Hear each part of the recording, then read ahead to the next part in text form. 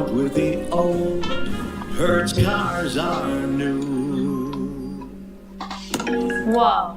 What's that? I just built a budgeting app in Base 44. Guys, Nina just built an app. Impossible. Nina can't code. Interesting. Can it generate reports? It can now. Nice. So you're saying we can all build apps now? Yeah. I'm on lunch. I gotta make a call. Just built an inventory tracker. Protein calculator. Book sharing app. A workflow manager that's Tracks who still owes for the group lunch. Trash duty schedule. Since no one seems to care. Just built a I just created a goal tracking system. We built the same thing, didn't we? Yep. Can this thing manage contact? Is the SOC I compliant? want to animate this graph. Create a party planner. Profesor de Español. An inter-office dating app. For dogs. For office dogs. You know what I mean?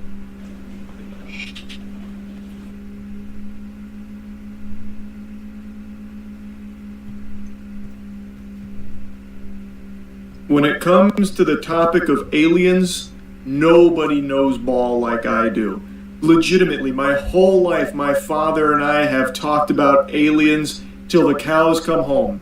When I was born, I feel like my first word, if it wasn't mama, would have been Puma Punku, with my father shaking me saying, Puma Punku's unexplained that if not aliens. So believe me when I say there are few people on this planet that are more seasoned in this subject than I am. So of course, when Trump made that post yesterday about declassifying alien information and UAP stuff, I knew two things. One, Epstein files really breathing down his neck, doing all that he can to desperately try and distract from that. And I knew that two, we probably weren't going to be getting shit.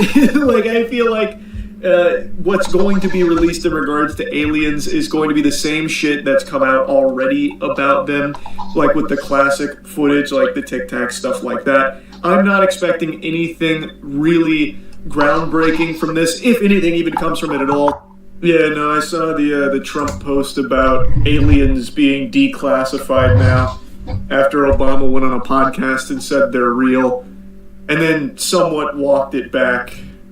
The whole thing on the podcast was, he asked, are aliens real? Obama said, they're real, but I haven't seen them. They're not at Area 51. There's not like an underground base unless there's a big conspiracy to hide it from the president. But he said they're real. Then Trump was like, he released classified information. And then an hour or two ago, he apparently made a post about, I'm just declassifying everything. Which is a really convenient distraction from all of the Epstein stuff, which is starting to boil over. That's a really good, like, emergency lever to pull. Aliens! I guess we'll see what they actually release. I have a theory that what they're going to do is the same thing they did with the Epstein files until recently, where they just keep repackaging old material as if it's new. My guess is they're going to do another dump of the same files that were released 2 or 3 years ago, with like the Tic Tac and stuff like that. I am of the firm belief that they are not going to release anything of substance. I just don't think so. I don't see it happening. Remember the small alien corpse? Yeah, that was a really fun hoax. That one was really goofy. Look at this goddamn weird alien. He's got like 3 fingers and 36 nipples. He's weird, right? Made out of paper mache. Do you believe in aliens? Oh, I 100% believe they're out there. I am just of the firm belief that they've never been here. I feel like if they ever have been here, we would never know because their technology would be so incredibly advanced. I just don't think we'd be able to even comprehend, nor would we ever even be alerted to their presence. Like, I don't think they drunk drive onto Earth and just spontaneously crash in Roswell, New Mexico. And I don't think they travel around on like a colander and fly around in Colombia. Based on the tremendous interest shown, I'll be directing the Secretary of War and other relevant departments and agencies to begin the process of identifying and releasing government files related to alien and extraterrestrial life, unidentified aerial phenomena, and unidentified flying objects. Fucking goober, these are the same things, by the way. They just switched from UFOs to UAPs. And any and all other information connected to these highly complex but extremely interesting and important matters. God bless America. P.S. Please forget about the Epstein files. Now, much like the Trump phone, there's no guarantee this will actually come out, this could just be more smoke and mirrors and him just giving this lip service to really try and divert attention away from things like the Epstein files or the glyphosate stuff, all of that, and put it instead on aliens are coming! Aliens are... Everyone, look, aliens! It's a pretty classic strategy. Listen, you plebeian swine, stop talking about Israel and Iran. Aliens! This is what we should be paying attention to and focused on. Forget everything else. And hopefully most people can see through that. And even if, like me, you do care a lot about aliens and would love new information on it, I think you can and should be able to care about multiple things at once. So hopefully that doesn't immediately make people just forget about everything else, but who knows, I suppose, at this point. But I guess we'll see. I 1000% believe aliens are out there in the universe, deep in the cosmos, but I don't think at any point in our species history have they ever paid us a visit. I don't believe they've ever driven past Earth and taken pictures or waved, and I certainly don't think they've ever stopped by Earth for a little vacation. I think those dirty bastards have no way of getting to us the same way we have no way of getting to them. The amount, it is incomprehensible, the technology they would have to have acquired to reach us. It's beyond our level of understanding, so even if they did ever arrive here, I don't even think we'd be able to process their presence, and I really don't think they would have crashed here at any point. I don't think, they fucking torpedoed their space cruiser into some dude's backyard, and then, one of those perverts came over there and started molesting his butthole, probing him. I don't see that ever having happened at any point, and I definitely don't think we have any alien wreckage or anything like that, or extraterrestrial beings that we're keeping on ice or anything. So I don't think, even if they do declassify some files, I don't think it's going to be anything super crazy. But I would love, very, very, very much love to be wrong about that. Anyway, just wanted to yap about it. That's it. See ya. The path to a college degree is more affordable than you think. With Sophia Learning, you can take real college-level courses that are designed to transfer fully online for just $99 a month. Start your free trial, no credit card required. Sophia Learning, built for you. Your favorite band is touring. Pre-sales opened 60 seconds ago. Your first click scored floor seats. Now imagine playing that luck forward with Kentucky Lottery instant play games. That was awful.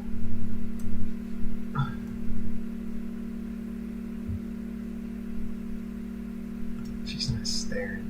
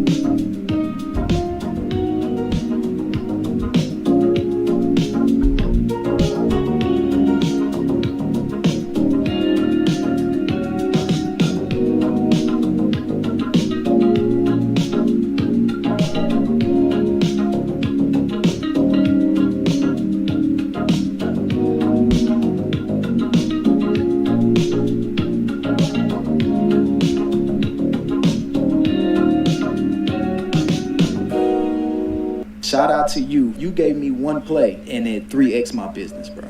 Before I joined you, I was doing well. You gave me one play, one strategy to 3x my business, bro. I need you to give the people perspective and context. What's doing well? What does that look like monthly? Doing well is probably $30,000 a month. And you 3 to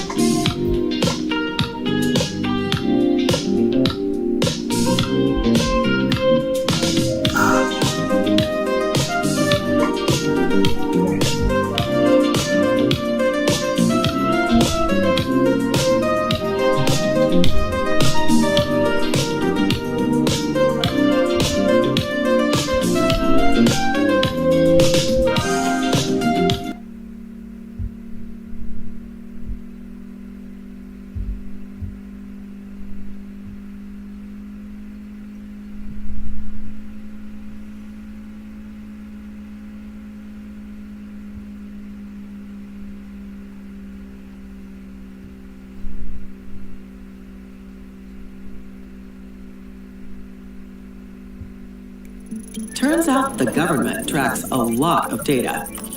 Just the facts from USA Facts.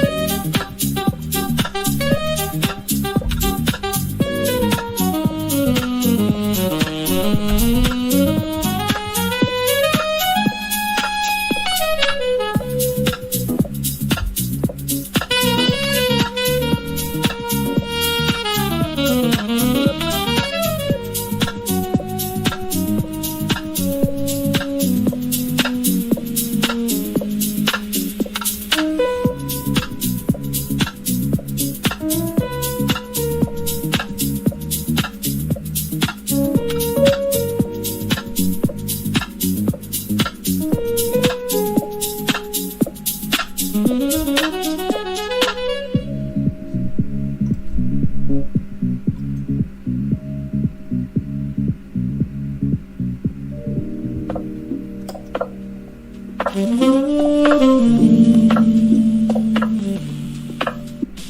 knows that as the procurement coordinator at a manufacturing plant, you can count on auto reordering to have the PPE you need on hand. Call 1-800-GRAINGER, click Grainger.com, or just stop by.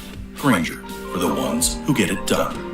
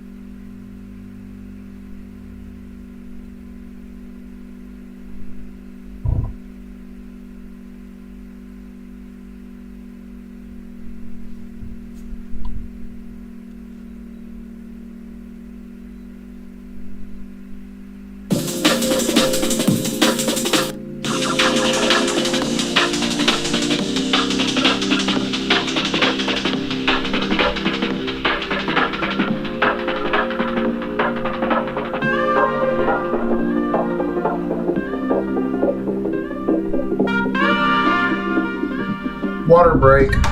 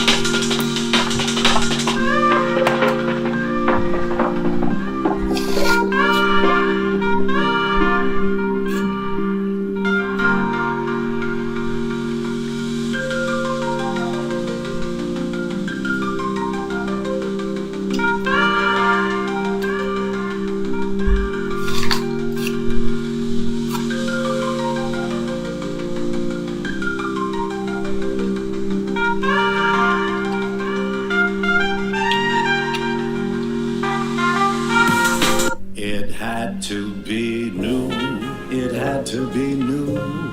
Luxury feel, come take the wheel.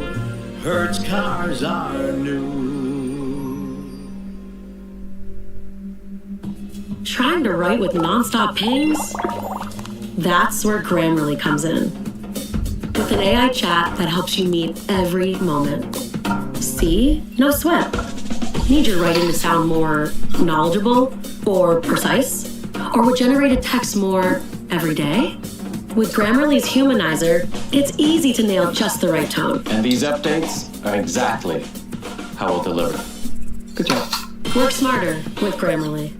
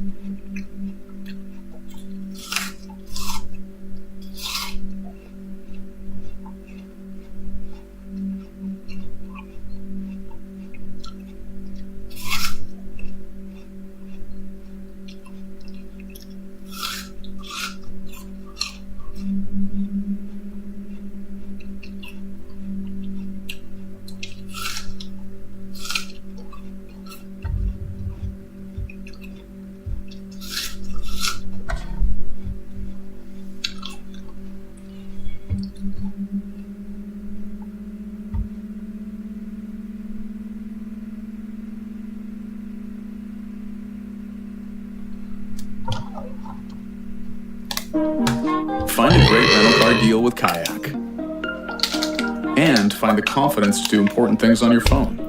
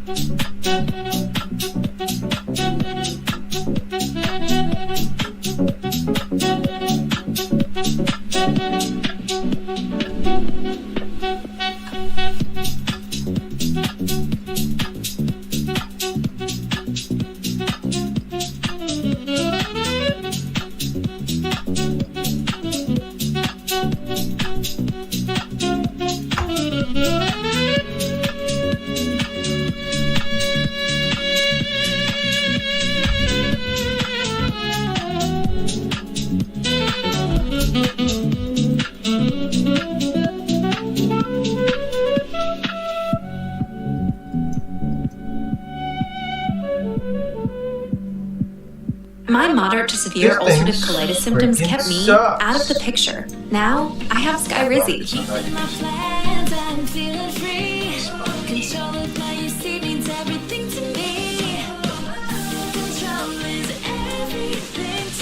Now, I'm back in the picture. Skyrizi is proven to help deliver relief, repair, and remission. Feel significant symptom relief as early as 4 weeks, including fewer bowel movements and less bleeding. Skyrizi is proven to help visibly repair colon lining damage at 12 weeks and 1 year. Plus, Skyrizi helps people achieve lasting remission. Don't use if allergic. Serious allergic reactions, increased infections, or lower ability to fight them may occur. Before treatment, get checked for infections and TB. Tell your doctor about any flu-like symptoms or vaccines. Liver problems leading to hospitalization may occur when treated for Crohn's or UC. Take control of your UC with Skyrizi. Ask your doctor about the #1 prescribed biologic in Crohn's and UC combined. I'm the one who will stop you. I've done it! All for one, I'm your final boss. Let's put an end to this.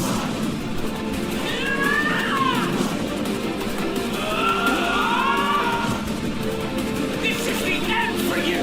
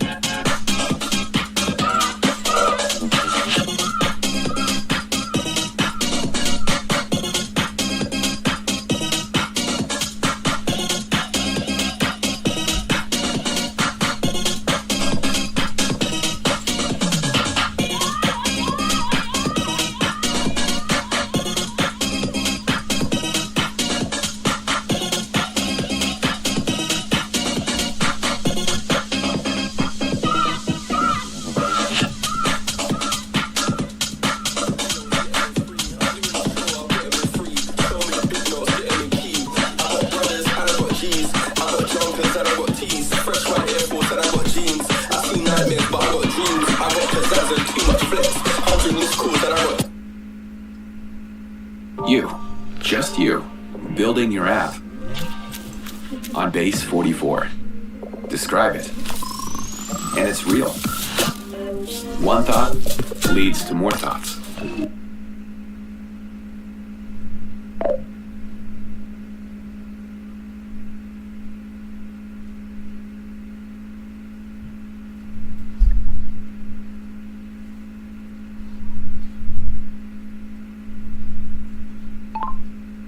I just want to create a window where it's just a transparent background, but I can draw on top of it.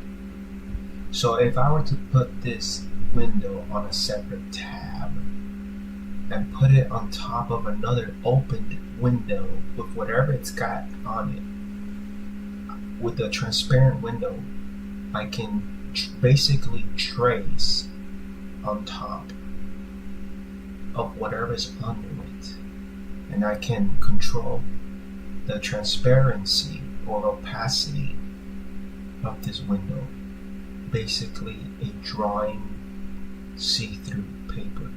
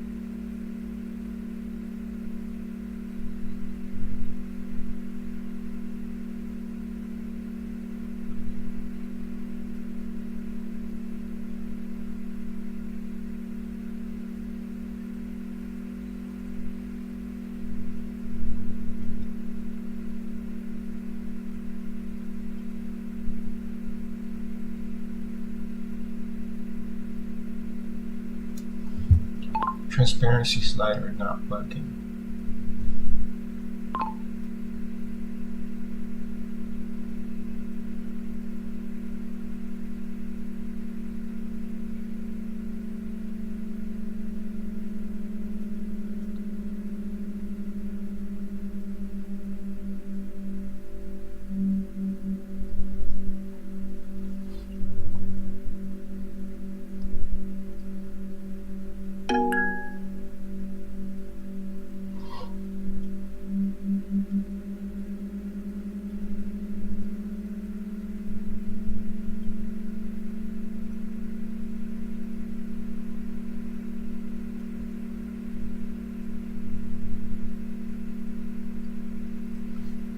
I basically want to draw on top of the canvas, but I need the canvas itself to be transparent. I want to control its transparency. So the canvas that's within the window, I can basically see what's underneath by adjusting its transparency.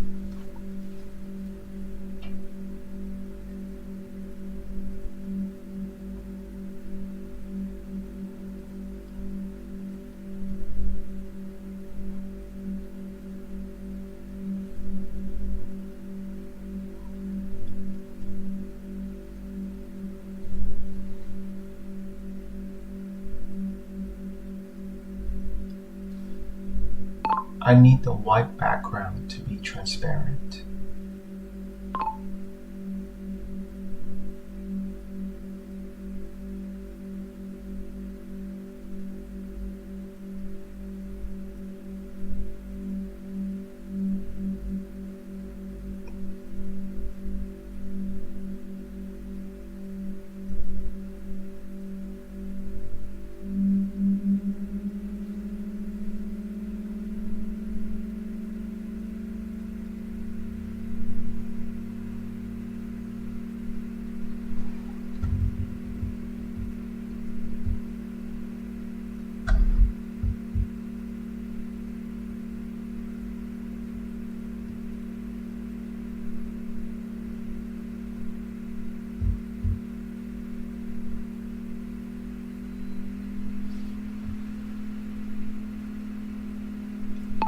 I don't think you're understanding.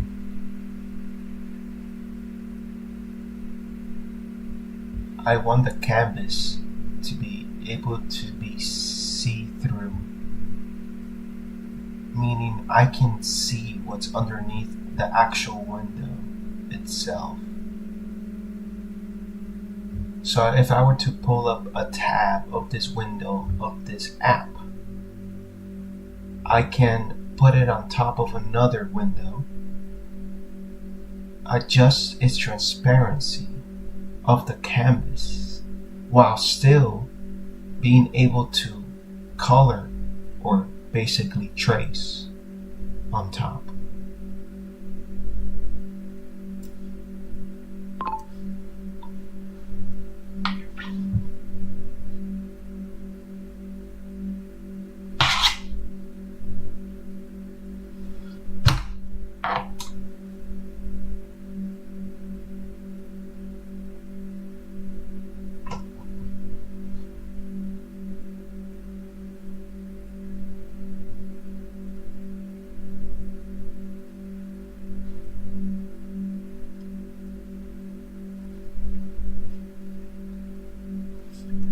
No, see, that's a waste of time. What I basically want to do is have the actual canvas to be see-through.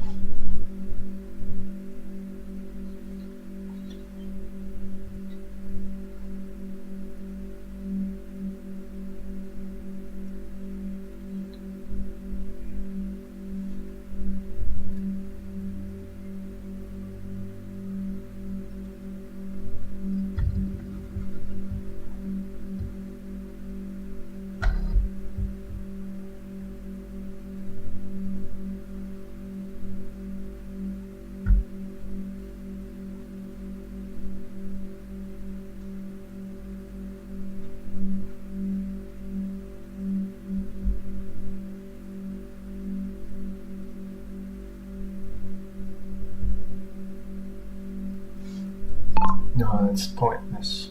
Thanks for nothing.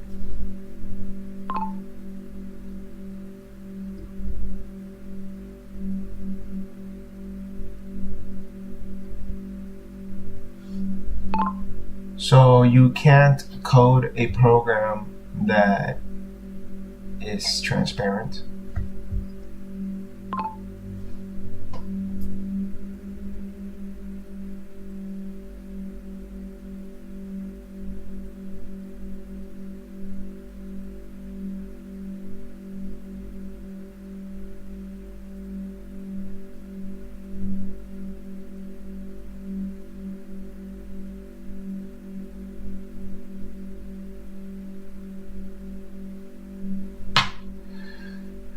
That was an Electron desktop app.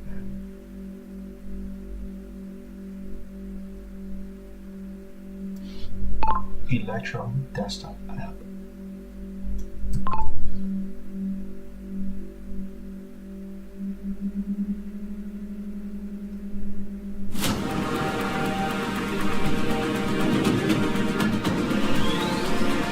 Electron. Build native desktop apps for platforms like macOS and Windows using nothing but HTML, CSS, and JavaScript. It's a tool behind many popular apps that you might be using today, like VS Code, Slack, and Discord, just to name a few. On the front end, you build UIs just like you would for a browser-based web app, and you can bring along your favorite frameworks. But in Electron, you also have access to Node.js, and that means you can access low-level APIs the system is running.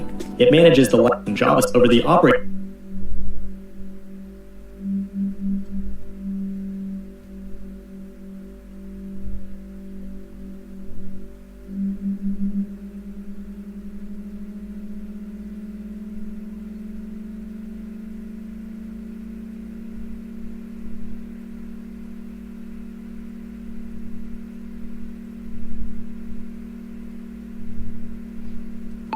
Want to build a drawing website, like a sketchbook.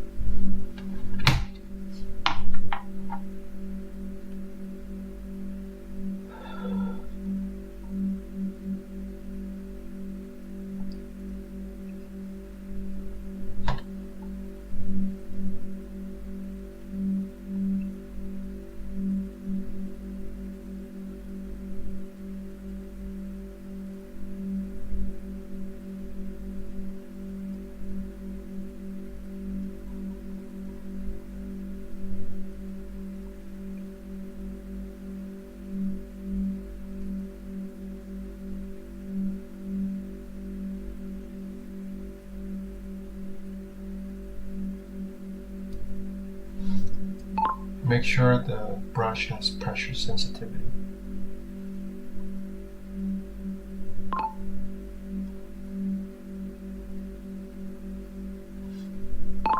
code so that the brush has pressure sensitivity.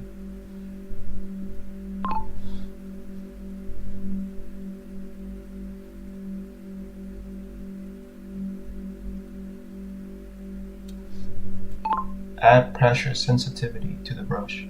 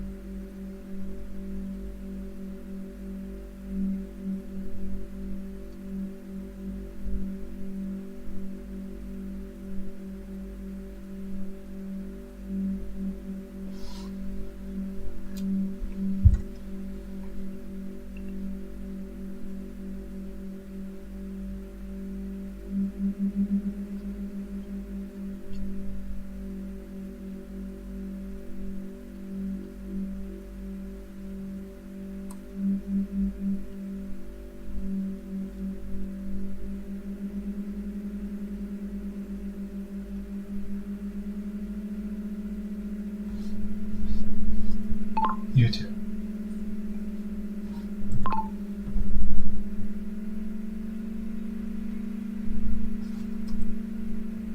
YouTube.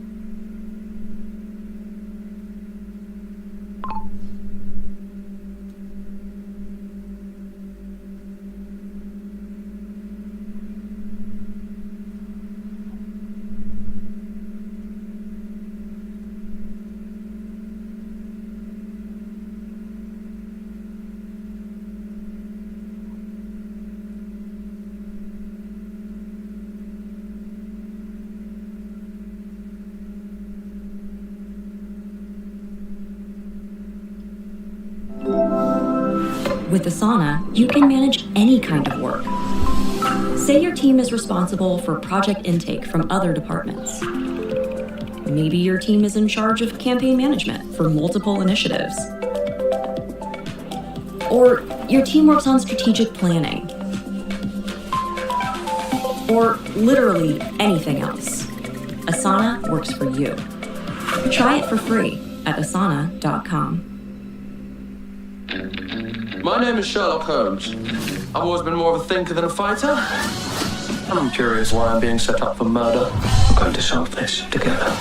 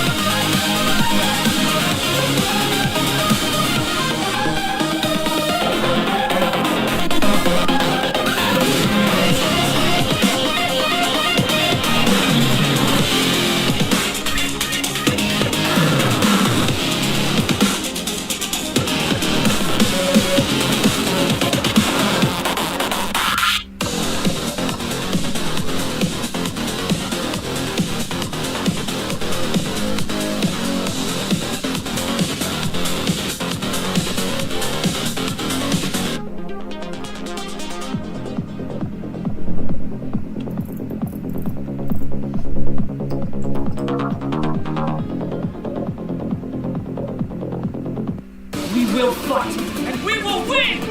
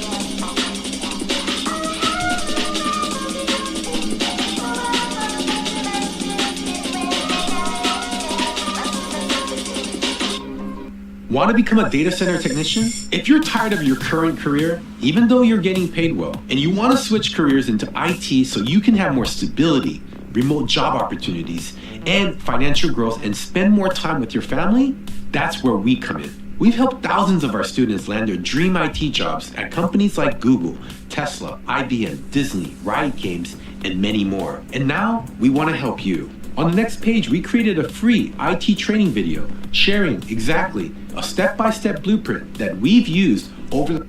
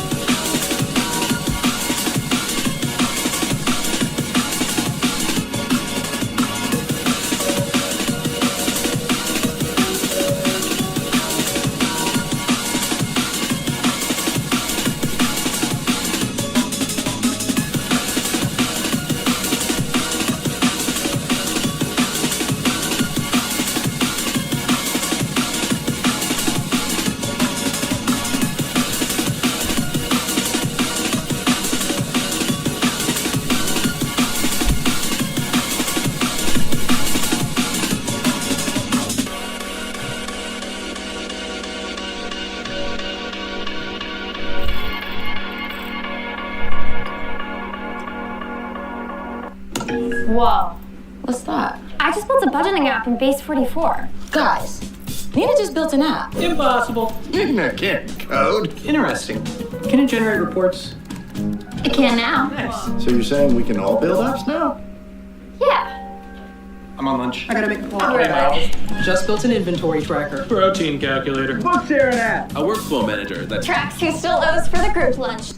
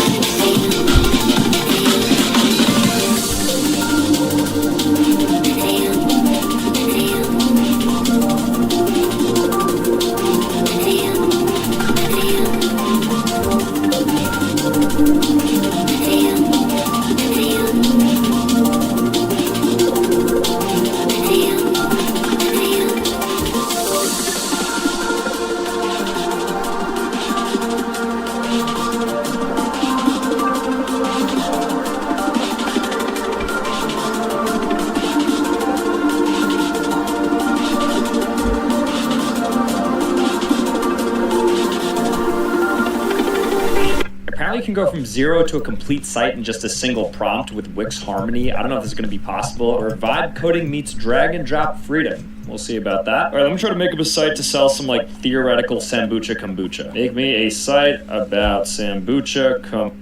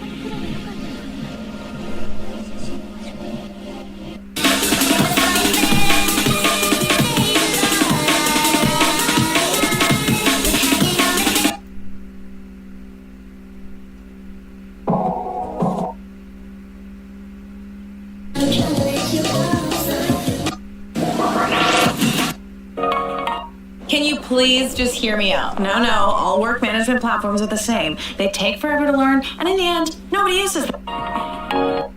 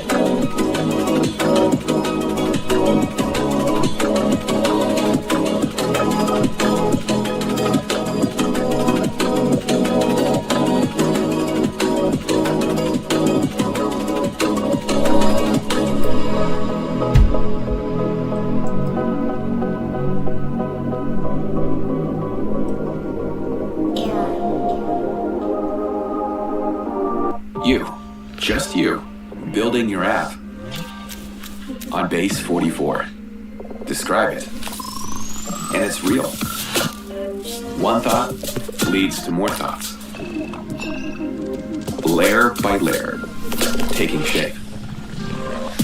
When you need your tools, bring them in. They just click. Okay, kick it up a notch. Create something smarter, something powerful. Style counts, so give it your touch. Big or small. Next idea hits at 2 a.m. Of course it does. Keep building. Ask yourself, wait, I built this? Damn right. Base 44. Build it your way.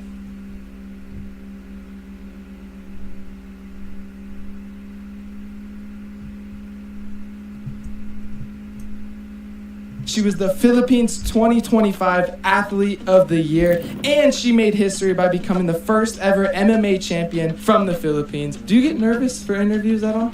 Actually, I get nervous in interview than the fight. I'm confident punching people's face, but when it comes to talking, no, not really. Well, burn or chill your first time in the United States?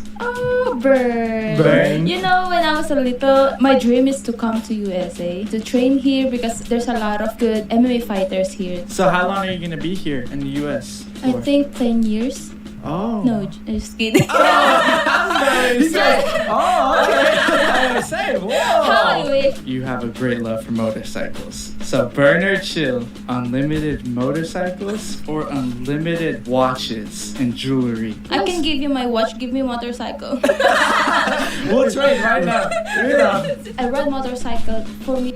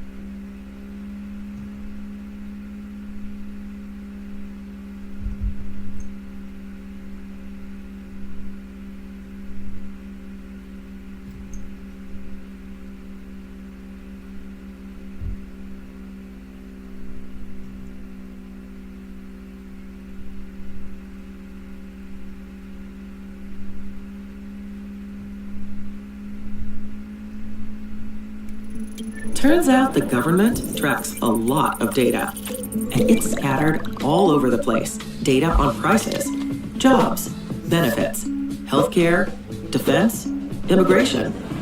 Just the Facts from USA Facts, hosted by Steve Ballmer, takes all that government data and makes it make sense. Subscribe to the USA Facts YouTube page, full of informative and engaging videos that deliver the facts and data that impact your life.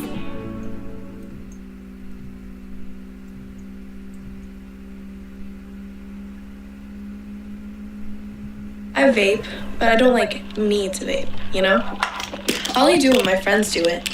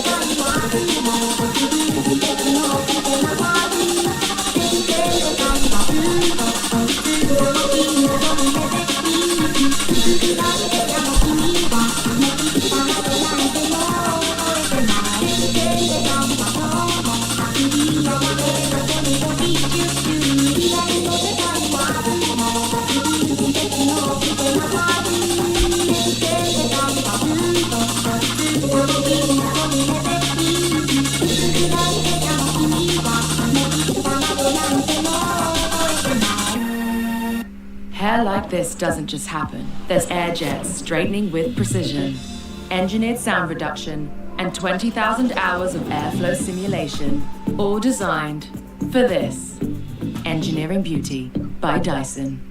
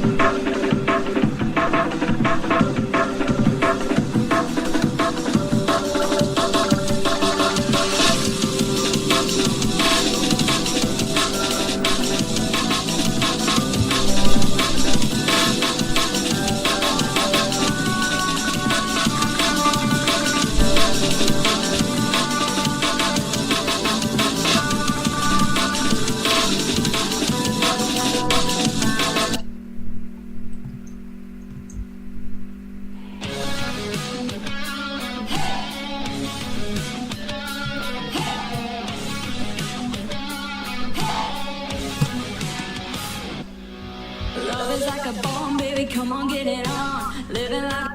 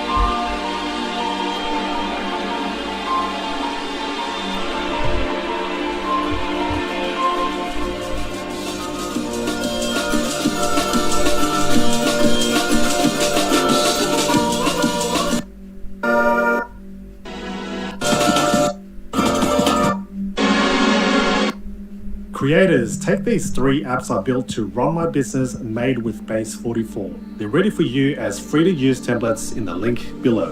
Let's talk productivity. As a one-man show, I have to handle everything myself, so missing a task isn't an option. I built a scheduling calendar to manage my content, and I added reminders for all the little tasks that keep things moving. Second, my community.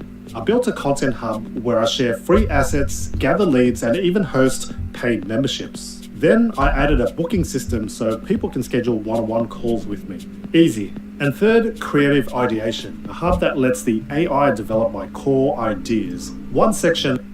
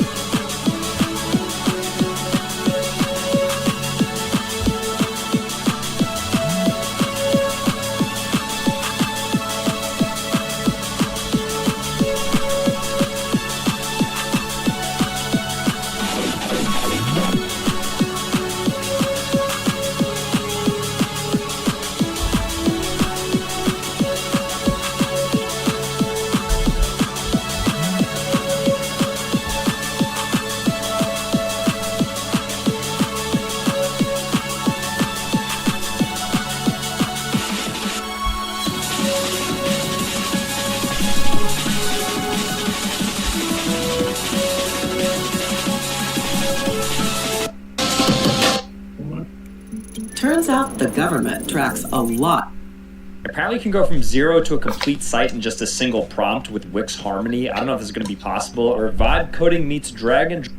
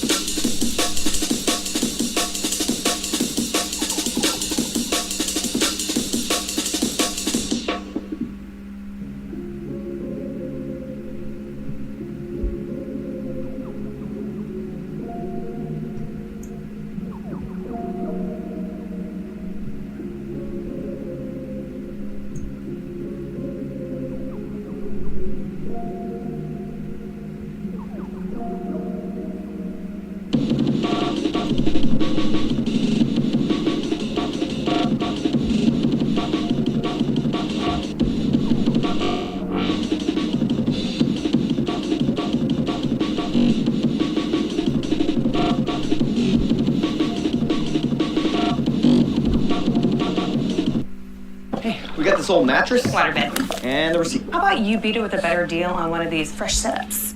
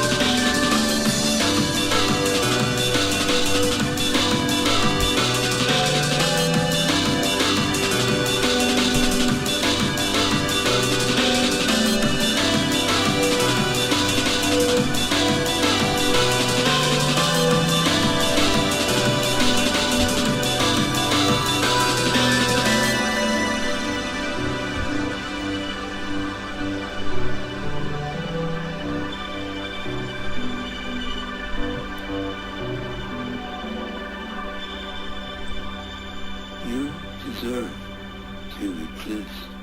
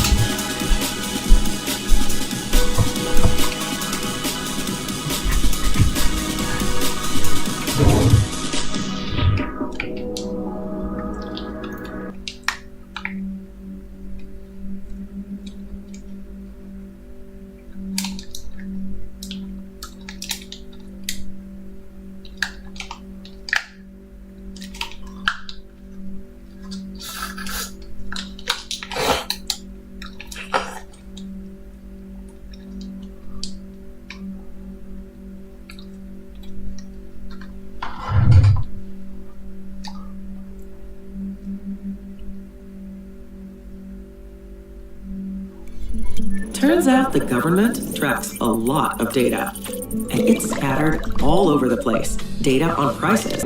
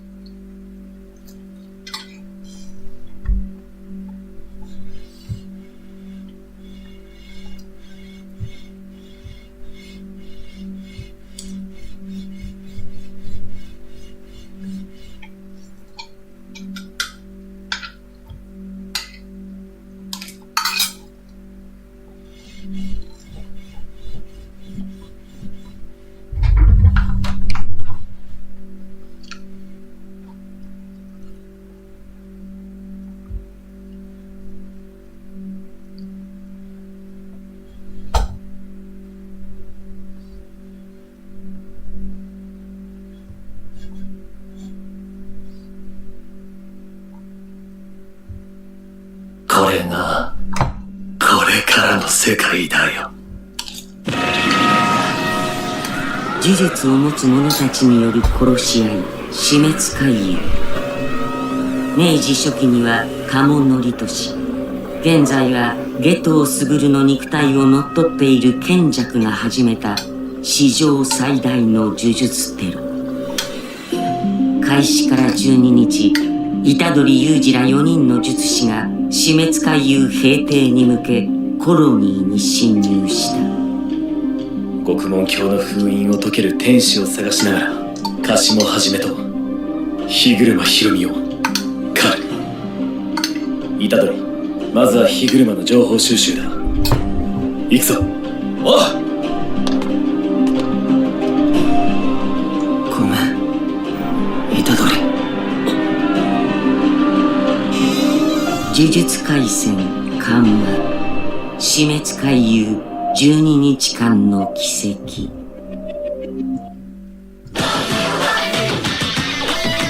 いるところだった。息子と仲良くしてくれてありがとう。ユージ、怪我の具合はどうだ？黒線を食らったとこ以外はまあ平気。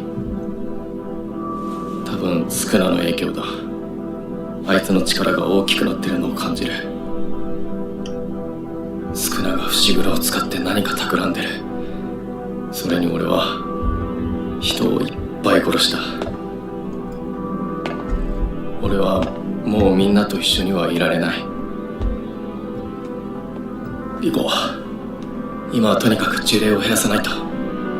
賢弱が放った無数の呪霊は東京を飲み込み、首都機能は停止。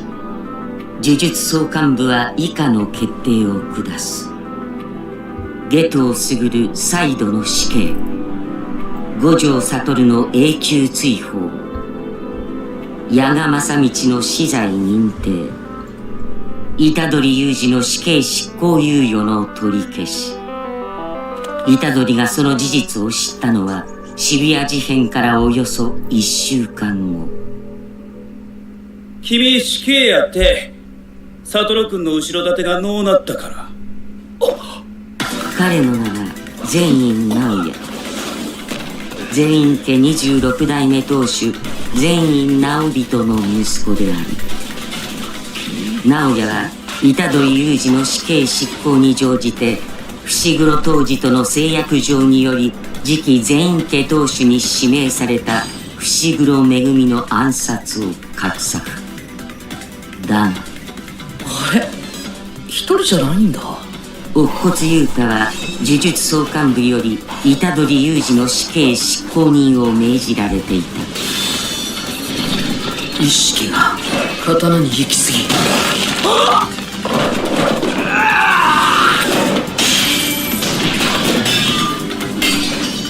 おられた。まあそうだよね。五条先生の教え子だもん。一筋縄じゃいかないか。五条を超える呪力量を持つ特級術師の乙骨。何してるの？遊んでるだけだよ、リカちゃん。その圧倒的な実力で虎杖の死刑執行を完遂。ごめんね、虎杖君。一方で弟虎杖のために善院直哉を足止めした長宗。赤血操術に加え呪力を血液へと変換できる特異体質をもってして直哉を追い詰めた。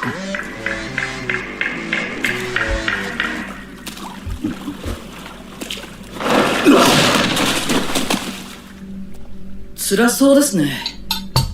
直しましょうか。僕も反転術式人も直せますよ。11月8日深夜、虎杖が意識を取り戻す。俺よ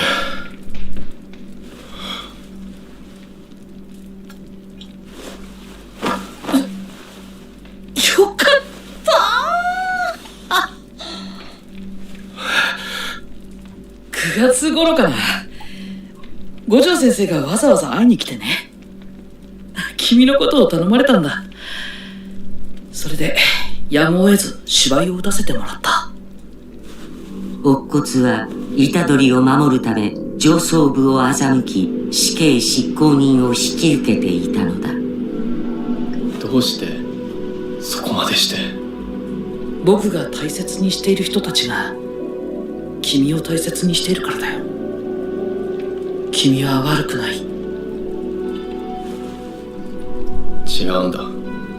俺のせいとかそういう問題じゃなくて、俺は人を。虎杖。そこに伏黒めぐみが合流。あの日から1週間以上が経過していた。俺のせいで大勢死んだんだぞ。俺たちのせいだ。まずは俺を助ける。虎杖。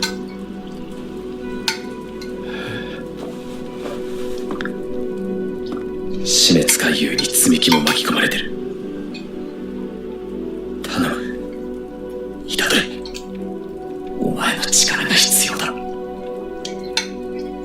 賢弱は1000人の非術師の脳を無意転変によって術師のそれに変え、さらに死滅回遊への参加を強制。その一人が伏黒めぐみの姉積木である。伏黒、俺は何をすればいい？まず高専に戻って天元様と接触する。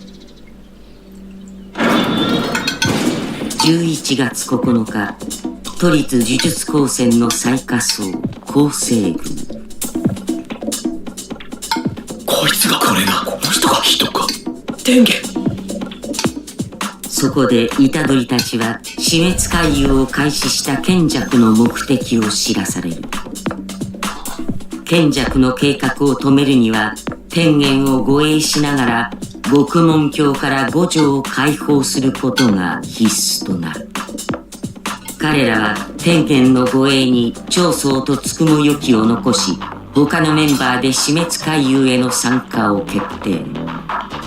目的は五条の封印を解くことができる天使という術師の捜索、そして伏黒積み木のようなゲームに消極的なプレイヤーの救出である。長宗、ありがとう。助かった。死ぬなよ。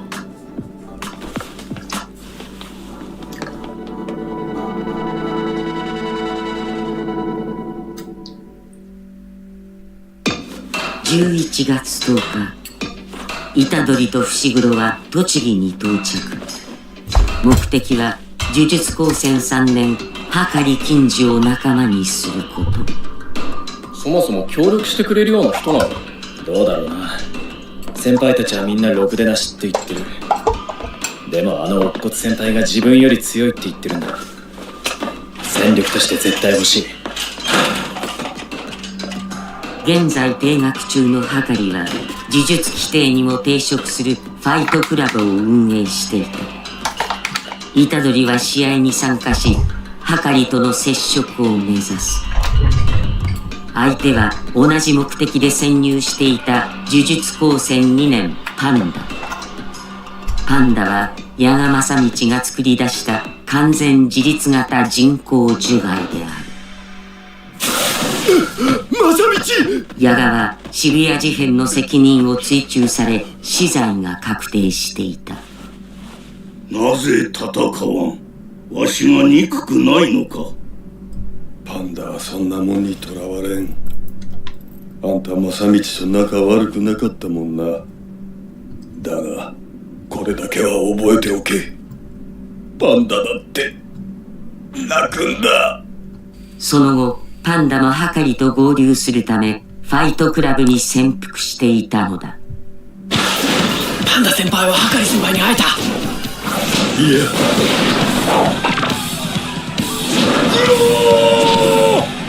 知った中だから警戒はされてないが避けられてる。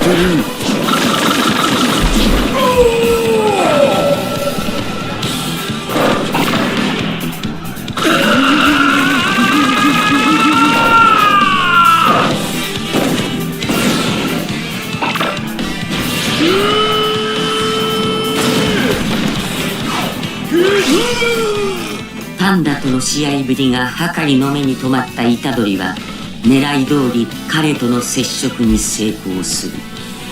キララ。しかし星キララは虎杖が高専関係者であることに気づく。金ちゃんが危ない。キデ、ほら。キララからのテレフォンでの着信はな、異常事態の合図なんだよ。聞け！やだね、冷めちまってるからな。この人を説得できればあかりさんとの交渉が楽に進む。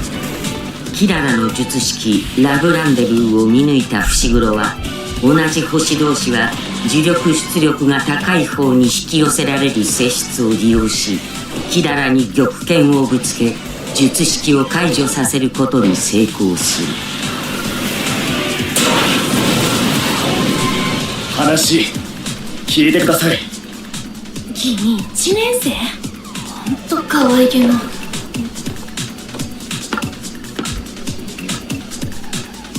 お願いします。分かったよ。虎杖、伏黒、パンダ先輩、手出すなよ。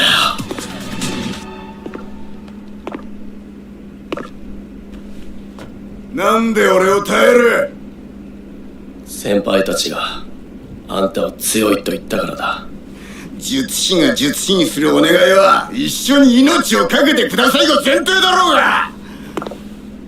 てめえは俺に命を懸けさせるだけの熱を今ここで伝えなきゃなんねんだよ。それを言うことかいって人に言われてきましたね。やがのそう何してんだよ。おい、下手がまびいとけや。俺に熱なんてねえよ。ああ、俺は部品だ。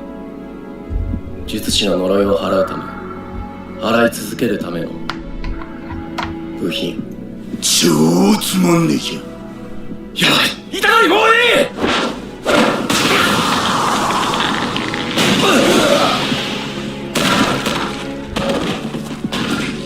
死んだか？おいパンダとウニ頭、さっさと虎杖連れてうせろ。二度と。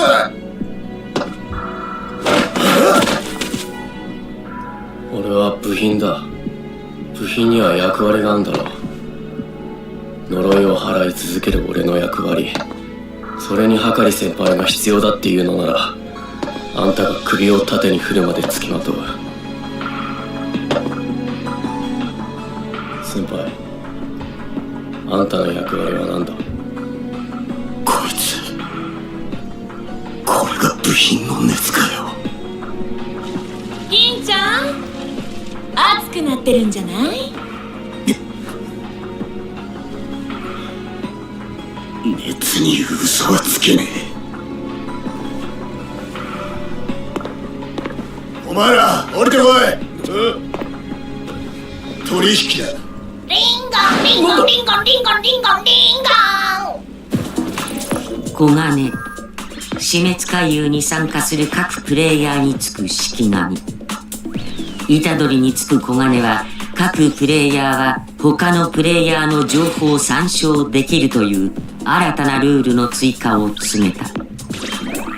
伏黒はこのルール9を利用し、100ポイント以上持つプレイヤーにターゲットを絞ることを提案。100点以上持っててルール追加をする気がないやつ、そいつをのして積み木が回遊を抜けるルールを作らせる。翌日、全員牧は呪具を回収するため全員家の木庫へ向かった。マキ、戻りなさい。親父、ここに呪具はないぞ、マキ。お前たちの動向を見越して空にしておいた。なんで来たのよ。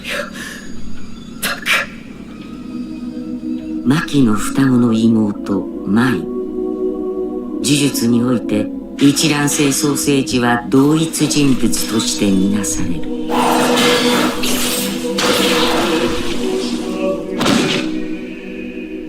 お姉ちゃん、手離さないでよ。離さねえよ、絶対だよ。牧は本来持って生まれるはずだった術式と引き換えに人間離れした身体能力を与えられた天与呪縛のフィジカルギフテッド。しかし呪力すら完全にゼロだった伏黒当時のそれには遠く及ばなかった。あんたなんか産まなきゃよかった。全員家で虐げられてきたマキは自ら家を出た。いつかこうなるんじゃないかって思ってた。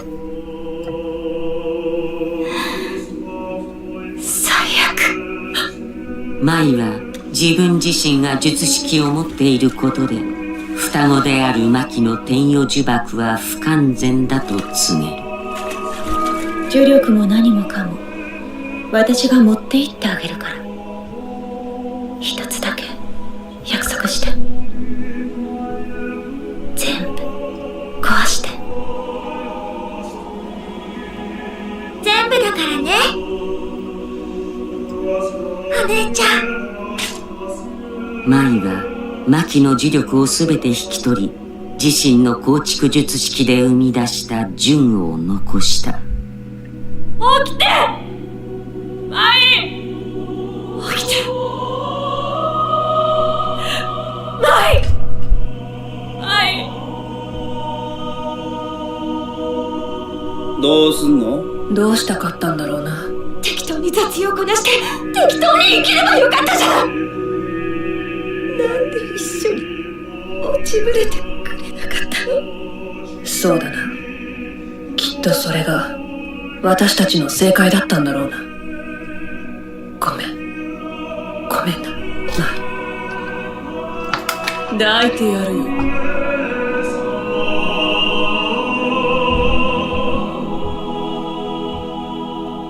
24回だろ。1秒に24回動きを刻んでた。この体になってようやく見えたよ。マキは完全に呪力から脱却した存在として覚醒。母さん。いや、来ないで。母さん。どうして？聞いて。どうしてあなたは？あの時なんで戻れって言ったの？何の話？いや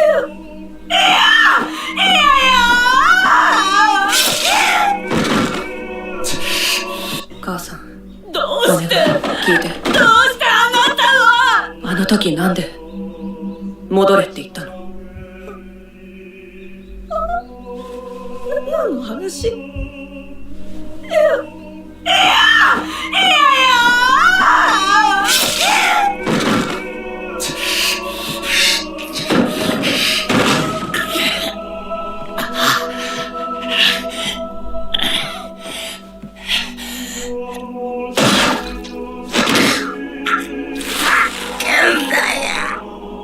重力が無念。どぶかさか。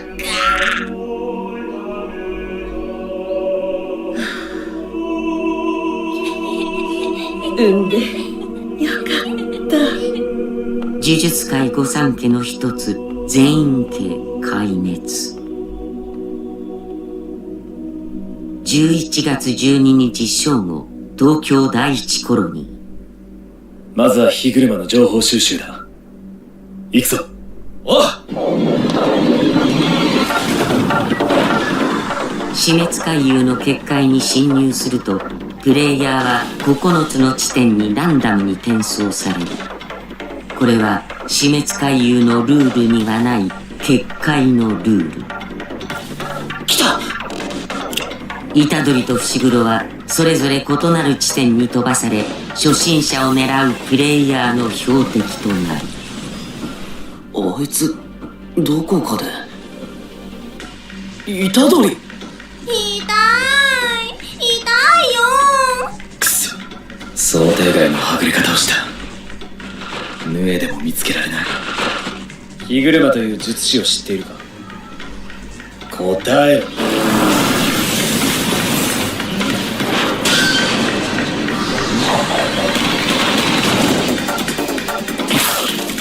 嘘だったらわかるな。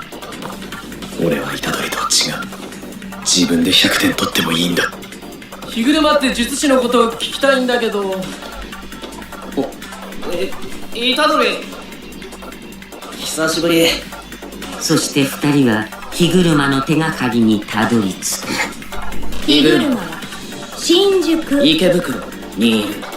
死滅回遊の開始から12日、永続する仕組まれた死の遊戯についに足を踏み入れた術師たち。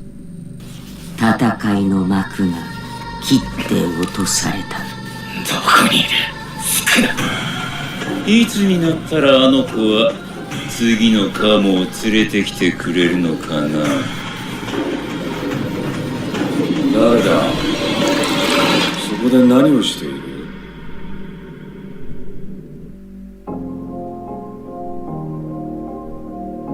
咲き始まるあなたが冷たくなってゆく伸ばす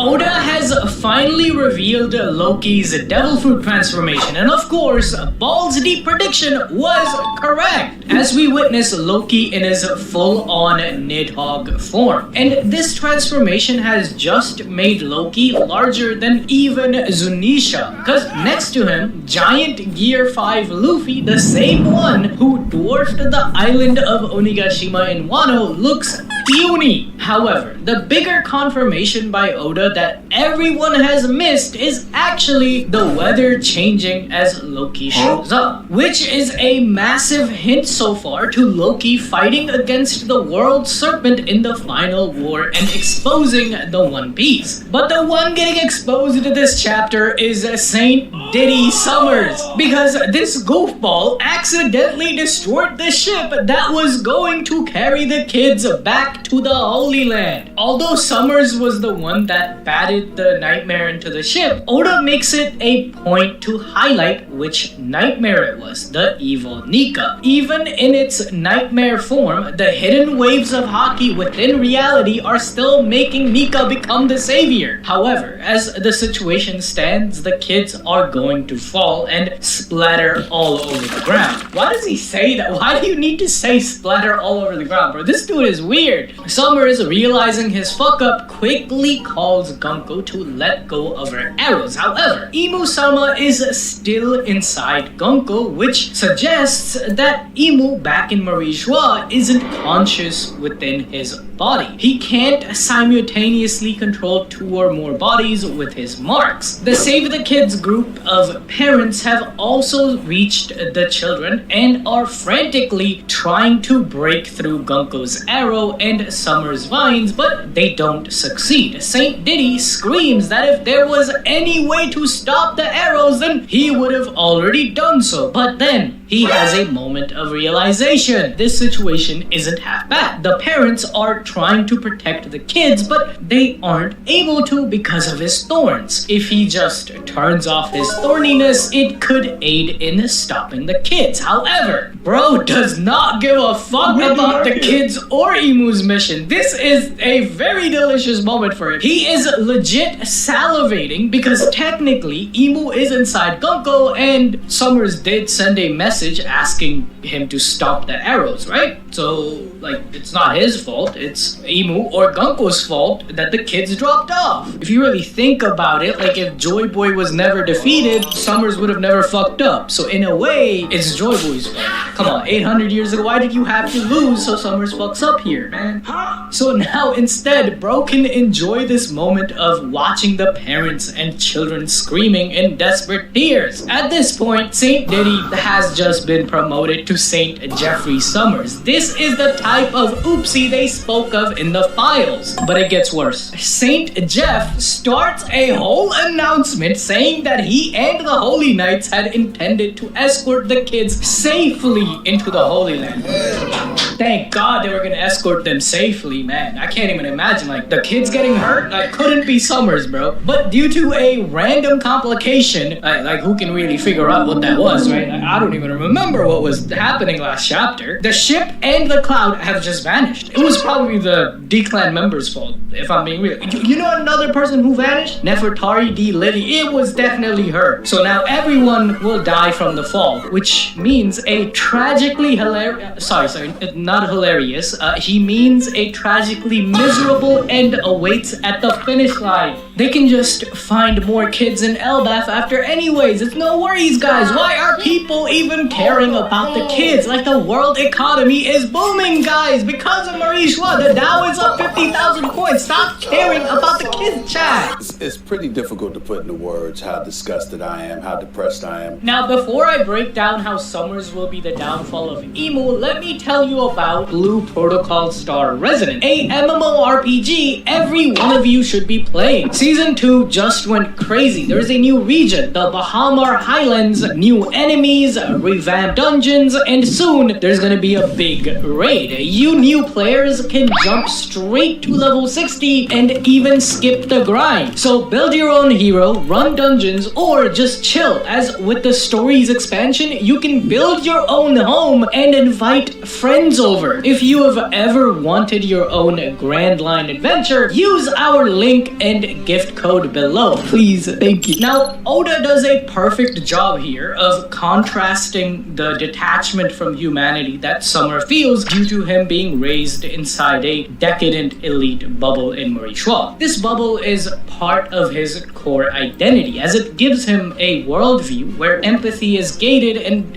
where everyone outside his class is treated like an object. It's similar to the people of the island in our own world. Summers is laughing hysterically, enjoying every moment because watching them suffer makes him feel strong. It reinforces what he believes and proves that the hierarchy between him and these insects is real, as it gives his brain a rush of status which comes from domination. To Summers, love is a weakness, and he has been conditioned to believe that weakness is what separates insects from gods. So the only time he probably feels anything is when he is oppressing someone and affirming his rank. However, the parents and kids have a completely different emotion present within them, which is a non-transactional love between them. That is why Summers cannot compute it at all. Furthermore, the kids start to also rationalize their position, saying that maybe they deserved to fall because they all did something wrong. This is usually how people start to cope with random suffering. Our minds would rather believe it is my fault than accept the chaos of reality and how powerless we are. Because if it is your fault, then at least the world feels controllable. So they start listing little sins as if the universe is balancing a moral ledger and they can somehow bargain their way out of this punishment. Colon remembers when he beat up another kid to win a toy that looks like Emmett. Yilva thinks she is being punished because she did not like eating carrots. Scaldi took his father's sword without permission. Olav hated his grandpa Oimo for being a wild pirate. Karin lied to her mother. However, in this moment of hopelessness, the kids are reminded that they don't deserve this fate. It's not their fault that this is happening. And the next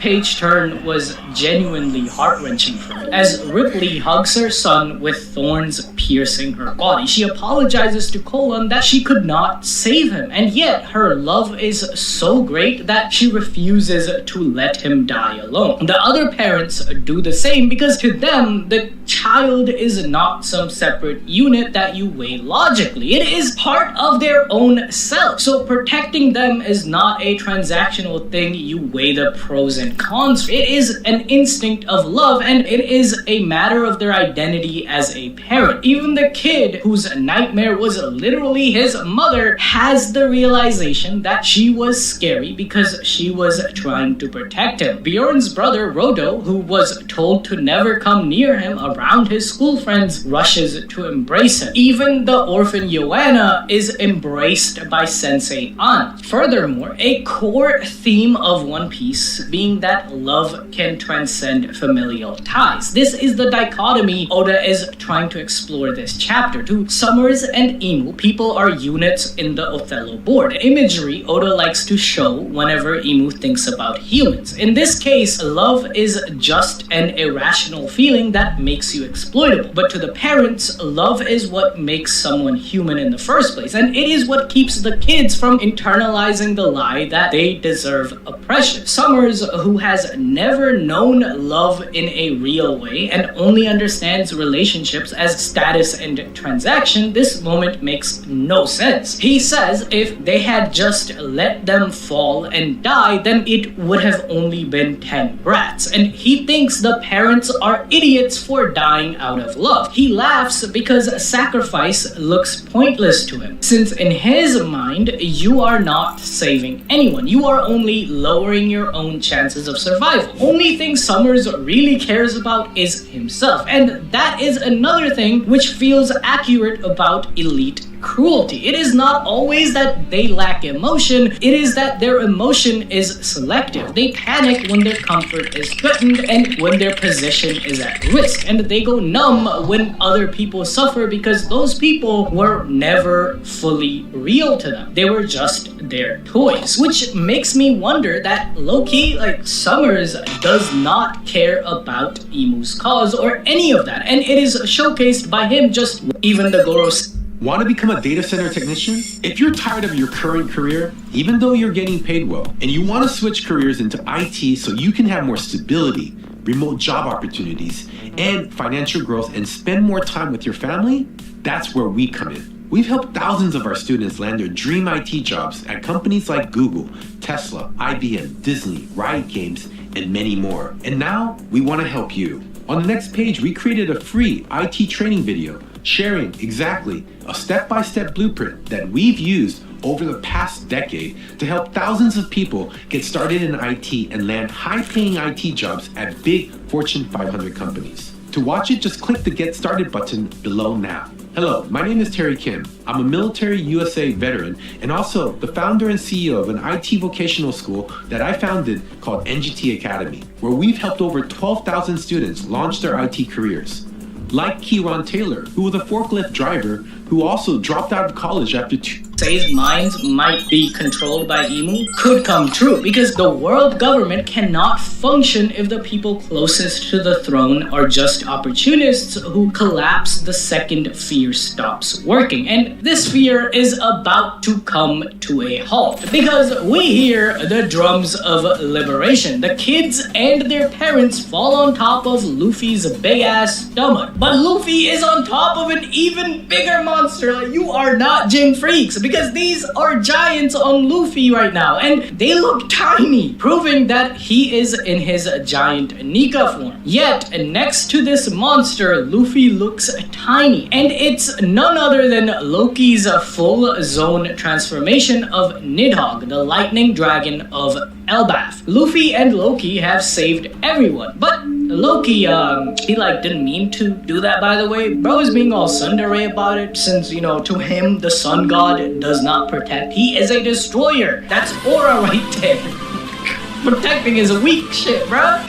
He is not responsible for saving the kids. He did not just fly next to them, okay? It was all fate. Upon Loki's arrival, something strange starts to happen, though. It snows. Then it thunders with lightning all over the place. Furthermore, there is an earthquake or some sort of shaking in Elbaf. This might also be Loki's fruit, but back in Elbaf, when Luffy went full Nika mode, the island started to shake as well. However, these omens have already been prophesized in Elbaf over 800 years ago, furthering our balls deep prediction that Joy Boy or someone in his crew had the power to see into the future. That's how Loki managed to show up at the right time, and with how Odin and Roger speak after reaching Laugh Tale, they were too early for the dawn, furthering our balls deep prediction that Joy Boy or someone in his crew had the power to see into the future. That's how Loki was born at the right time, and how Odin and Roger speak after reaching Laughdale. They were like, we are way too early for the dawn. This prophecy in Elbaf says that on a strange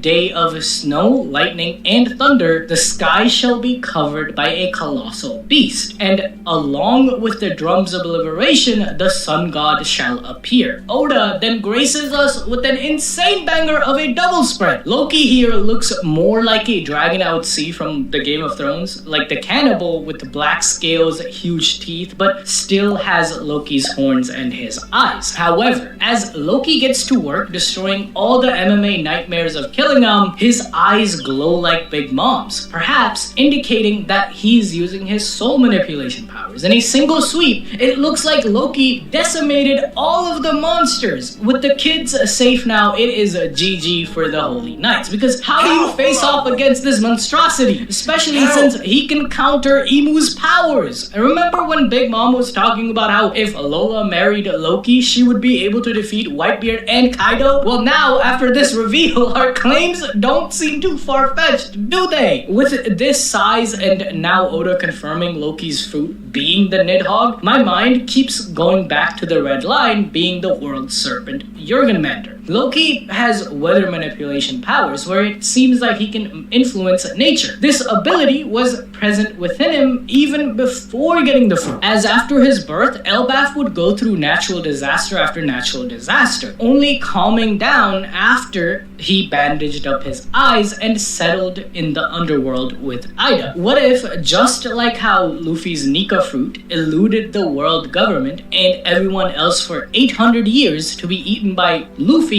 which kickstarted Joy Boy's prophecy of the dawn, Loki was born with those special eyes just like Poseidon at the right time for the prophecy of dawn. And once Ragnar came face to face with him, he was allowed to eat the fruit, making another prophecy come true here in Elbaf right now. Finally, the Nidhogg in Norse mythology gnaws at the foundation of the world tree, attacking the base that the entire structure sits upon. The red line, which is the world serpent soaked in blood, is at the core of Emu's domination over the world. In mythology, Jurgenmander is thrown into the ocean around Midgard and it grows to encircle the world. Just like in One Piece, the red line extends down to the seafloor. It is in the ocean circling the globe. It allows everyone to be divided, making Marishua's rule easier. So just like how Nidhogg's job is to eat and destroy the roots of the world tree, Loki too will shake the red line, being the reason for its fall, liberating the world from Emu's control and creating the world into one piece. With Loki's size and strength, this actually seems plausible. Now, if you guys want to learn more about Loki's powers, I think Yusuf is going to do a dedicated video exploring and going even deeper into all of this yap I just did. Thank you so much for watching. Break next week. I'll see you guys in the next video. Watch the hockey video if you guys want to learn more about the inner workings of the reality of One Piece's world. Alright, bye-bye.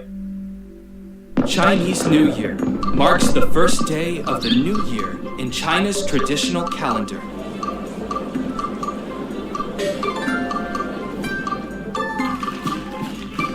For centuries, China's traditional calendar has guided agricultural life and reflected the rhythms of nature.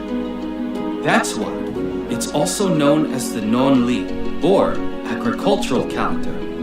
It's sometimes referred to as the Xia calendar as well, as its origins are traced to the Xia dynasty. This calendar helped our ancestors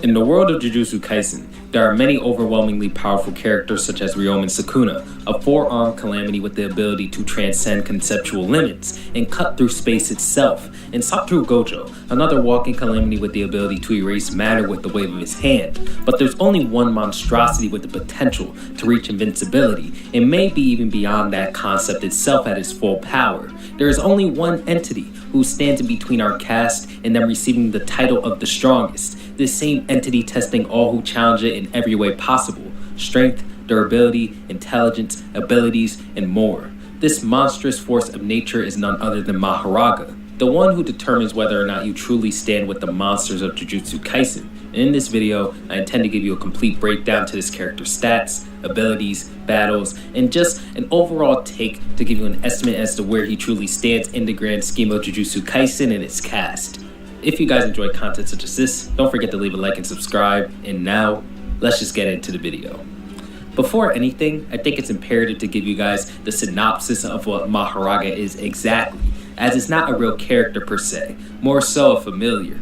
Maharaga originates from the curse technique of the 10 Shadows. The 10 Shadows provides its user with one Shikigami, or in other words, a shadow, to help them in a battle as a familiar or a pet. And although there are 9 other Shikigami you can obtain, they have to be obtained through rituals that involve its user directly combating and defeating the Shikigami themselves. These Shikigami can be obtained in any order, and that each of them serve different purposes in battle and have their own abilities. Maharaga is the 10th and final shadow, and like all others, it needs to be attained through defeating it in ritualistic combat. The catch here is that Maharaga has never been defeated by anybody in a ritual besides Ryomen Sukuna himself, the strongest sorcerer in history, which says a lot about his strength alone.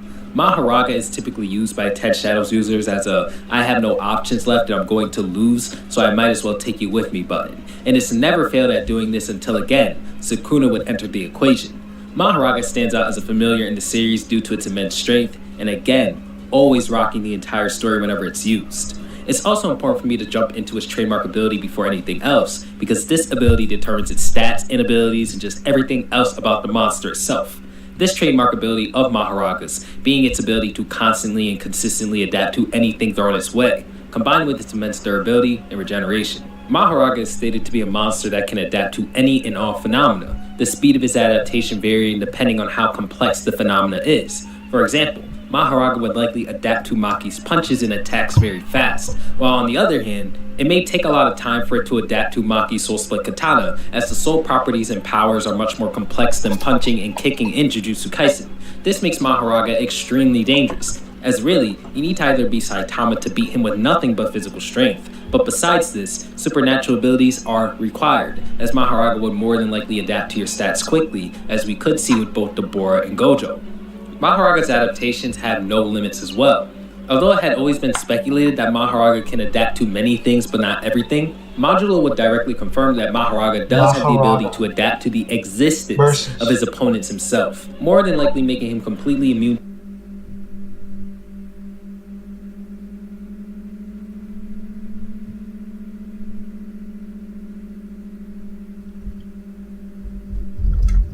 Maharaga.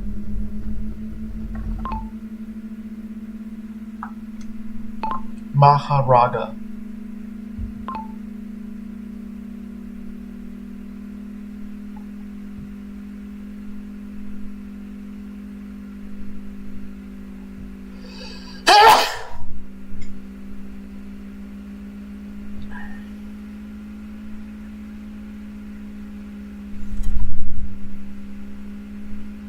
八つかの剣、異界心象枕。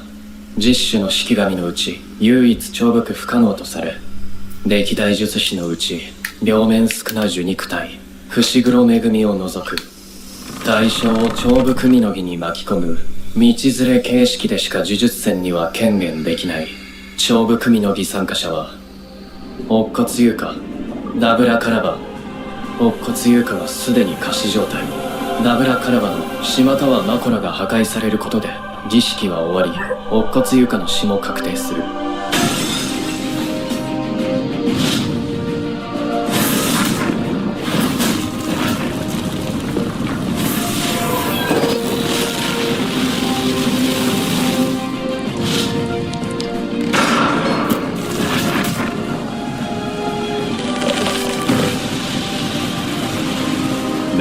生物の召喚。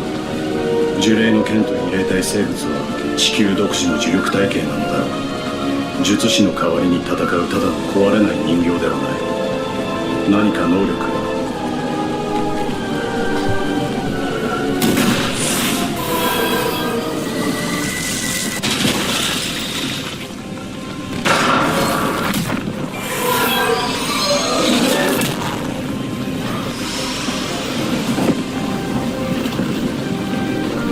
こいつ俺の術式に慣れてきている。繰り返す法陣の回転、その直後の復帰。全員への秘蔵医会心書をまくらすの能力はあらゆる事象への適応、最強の後手。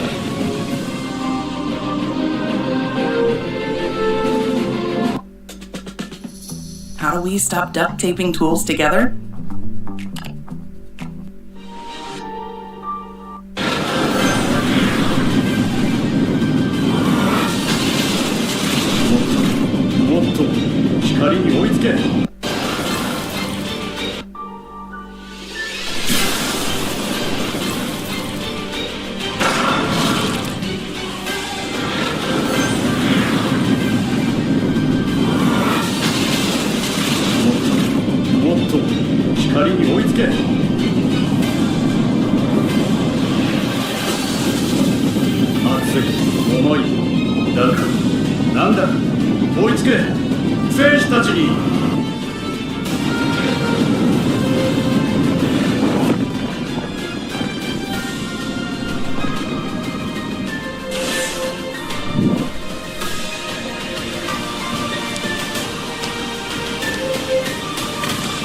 おそらく複雑な術式よりも単純な力押しの方が適応しやすいのだろう。嫌になるなと同時に初めてだ。戦うことが楽しいと感じる自分がいる。もっと戦いたい。もっと上手に。もっと自分の知らない自分に生まれ変わりたい。うわ、邪魔だな。いっそ切り落と。地球の呪術は人も治せるのか。ネガティブなエネルギーの呪力でどうやって治療を、何か呪力をポジティブな別のエネルギーに変換する技術がある。なるほど、進んでいるな地球の呪術は。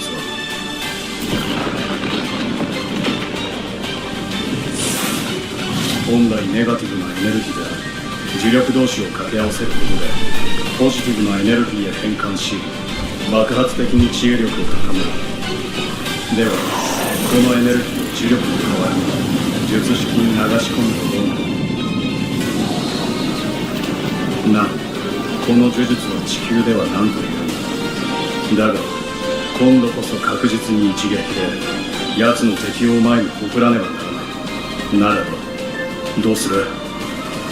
マルルか。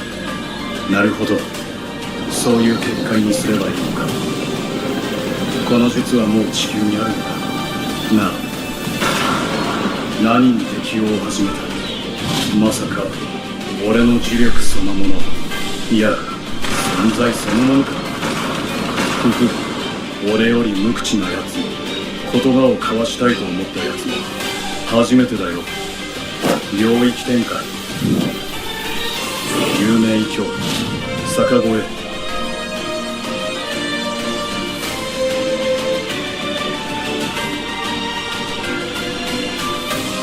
I tried a ton of AI work tools. Then I tried Monday.com. Game over. Monday.com. 虎杖裕二、バレた。増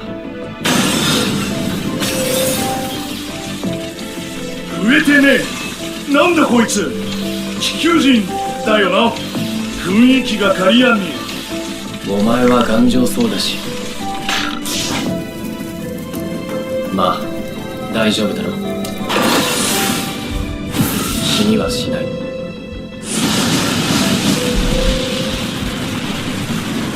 ああ、そこの兄ちゃん。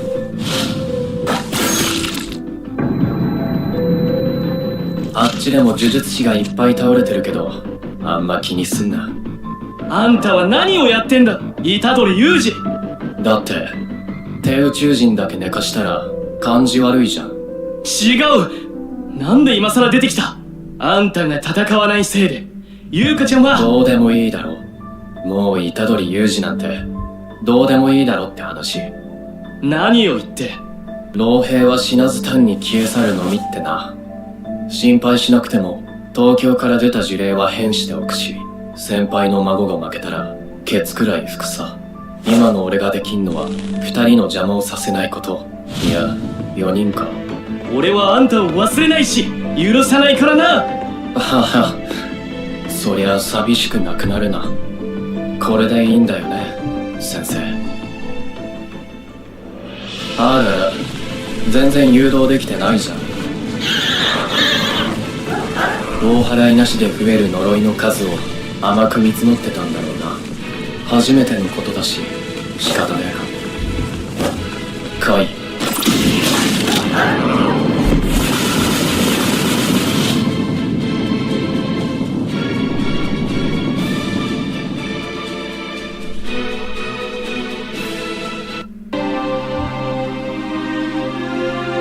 地球人がデスクンテの決闘のルールを守る保証なんてねえんだ。俺たちがやるべきことはダブラの決闘を邪魔させないこと。地球人を見つけたら躊躇なく拘束しろ殺したって構わねえ。それはいくらなんでも。先にクロスをやったのはあっちだ。タッチションで済ませろよ。うるさいな。育ちがいいんだよ。水道通ってねえんだからやってることは変わんねえだろ。気持ちの問題だ。気持ちだろ。地球人？シムリアスレ人？地球人？ああ、言わんこっちゃない。言ってねえけど。あいつら勝手に。あなたは鮮血。なんだ？やりすぎたか。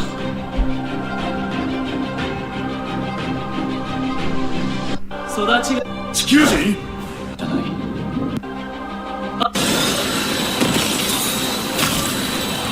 なんだ？やりすぎたか。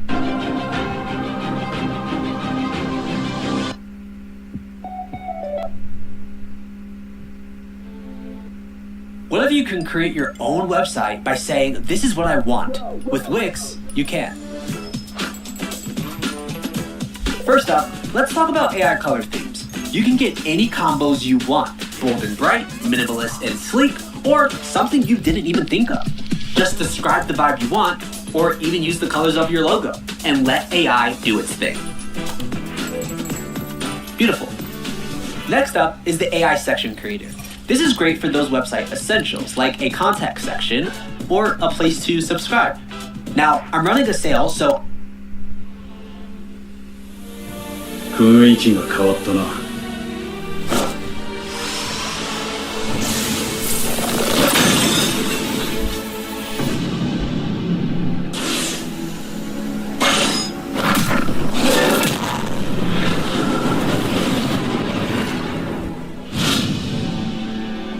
聞いていない。俺の術式が無効化されている。そういう能力だったのか。俺の術式をくらい適用する。あの法人の回転を経て適用が終わったのか。このままでは打つ手がない。まさか負けるのか。でも同じ民族の中で孤立するのは辛いだろ。妹の立場もあるし。デス君っての選手はプライドが高い。選手の中に俺が勝ると皆が嫌な思いをする。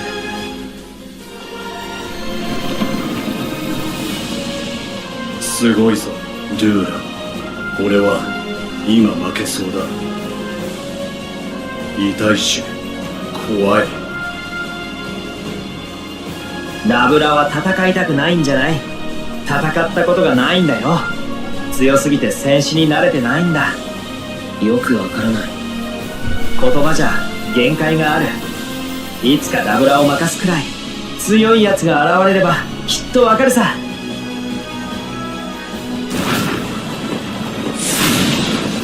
そそうか。戦いたいから戦いたくないから戦わない。それはどちらも戦いではなかったんだ。戦わなきゃいけないから戦う。それが戦い。それができる者が戦士なんだ。おい、すまなかったな。ちゃんと戦う。ダブラの術式と光だが、ダブラの肉体は光の加速に耐えられず、自身が光の速度で移動することはなかった。術式が無効化されているならやれることは都市による撲殺限界まで上げろ。肉体の強度と速度。ルーラー、俺戦士になる。人類に問う。ダブラカラバー高速で舞う。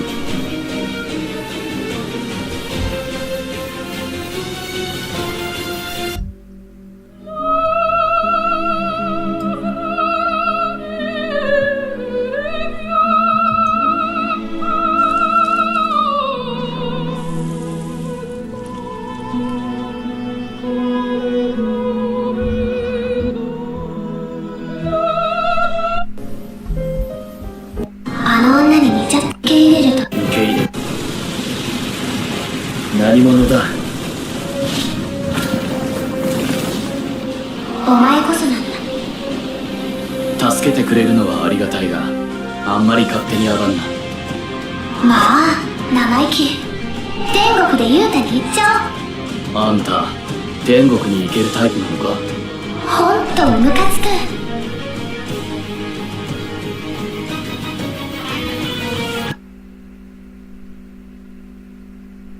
ダブラか。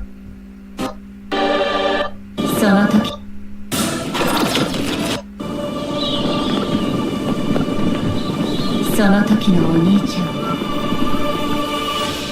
ごめんねダブラさん。フルベゆらゆらやつかの剣異界新書マコロ。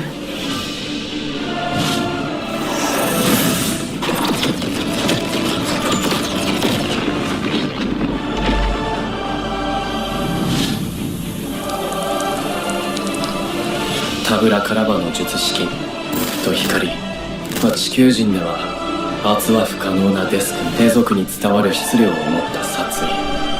史上は地球外の術式へのマコラの適用が始まる。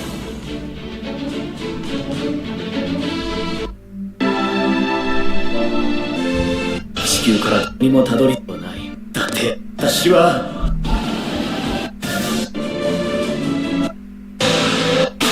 軽薄領域展開。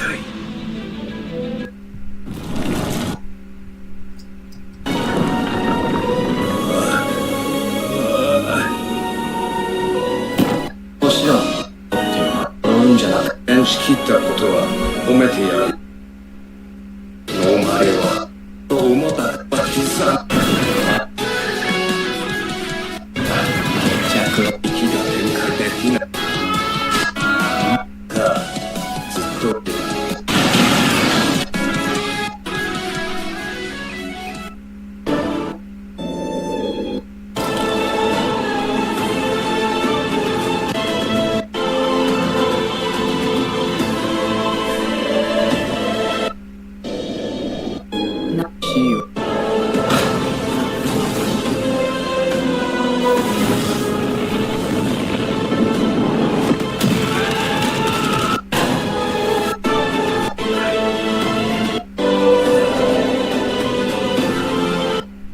I always say you can't manage what you can't see. Monday.com shows you the full picture like that.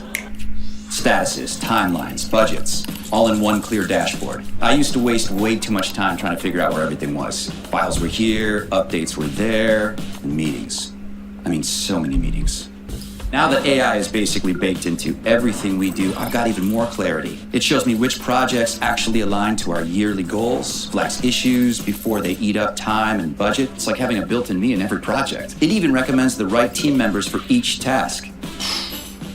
I know it sounds like you have to have a PhD to use AI, but with Monday.com, it couldn't be easier.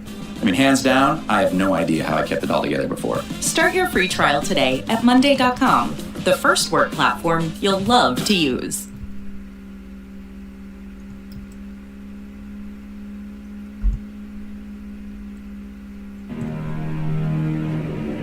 俺らは哀れんでいるのか、情けをかけようとしてるのか。そうだ、スクラ。俺はお前を殺せる。不思議の崩壊をしろ。もう一度俺の中に戻るなら殺さないでやる。感じがもハラハラしな。八つ咲きでは済まさんぞ小僧。貴様の首の前で貴様のいう価値のある人間とやらを皆殺しにてやる。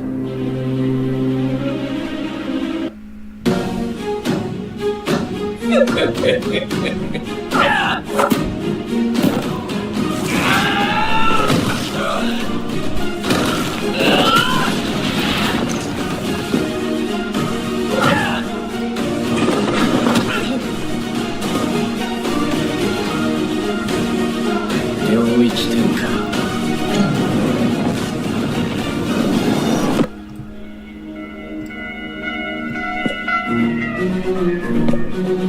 行くぞ、スクラ。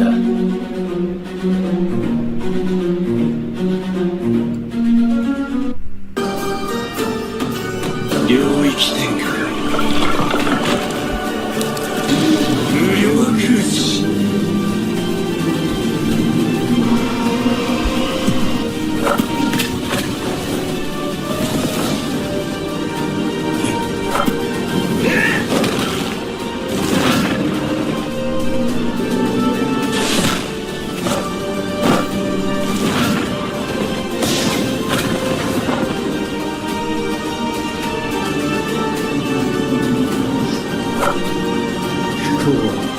天空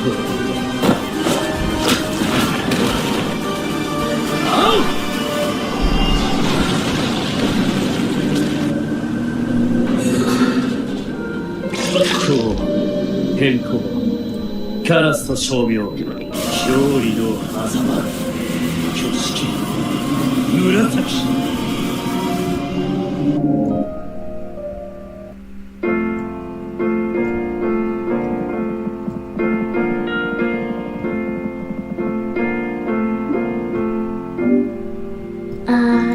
That's my room? Yeah, it's next to mine. And watch.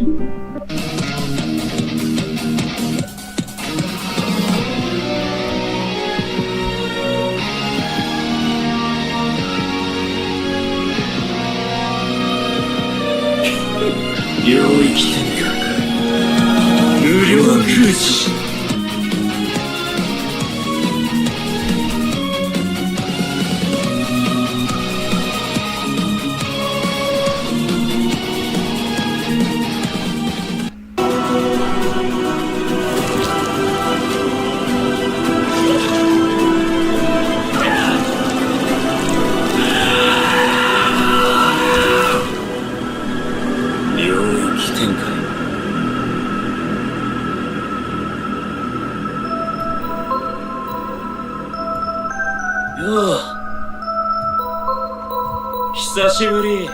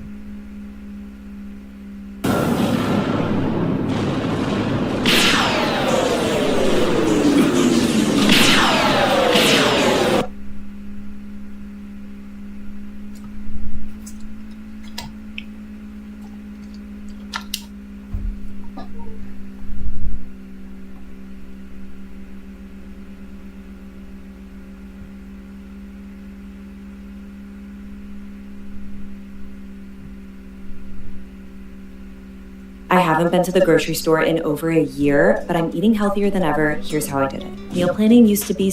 More is being revealed about how much Epstein was provided confidential information from people around the world, including here in the US.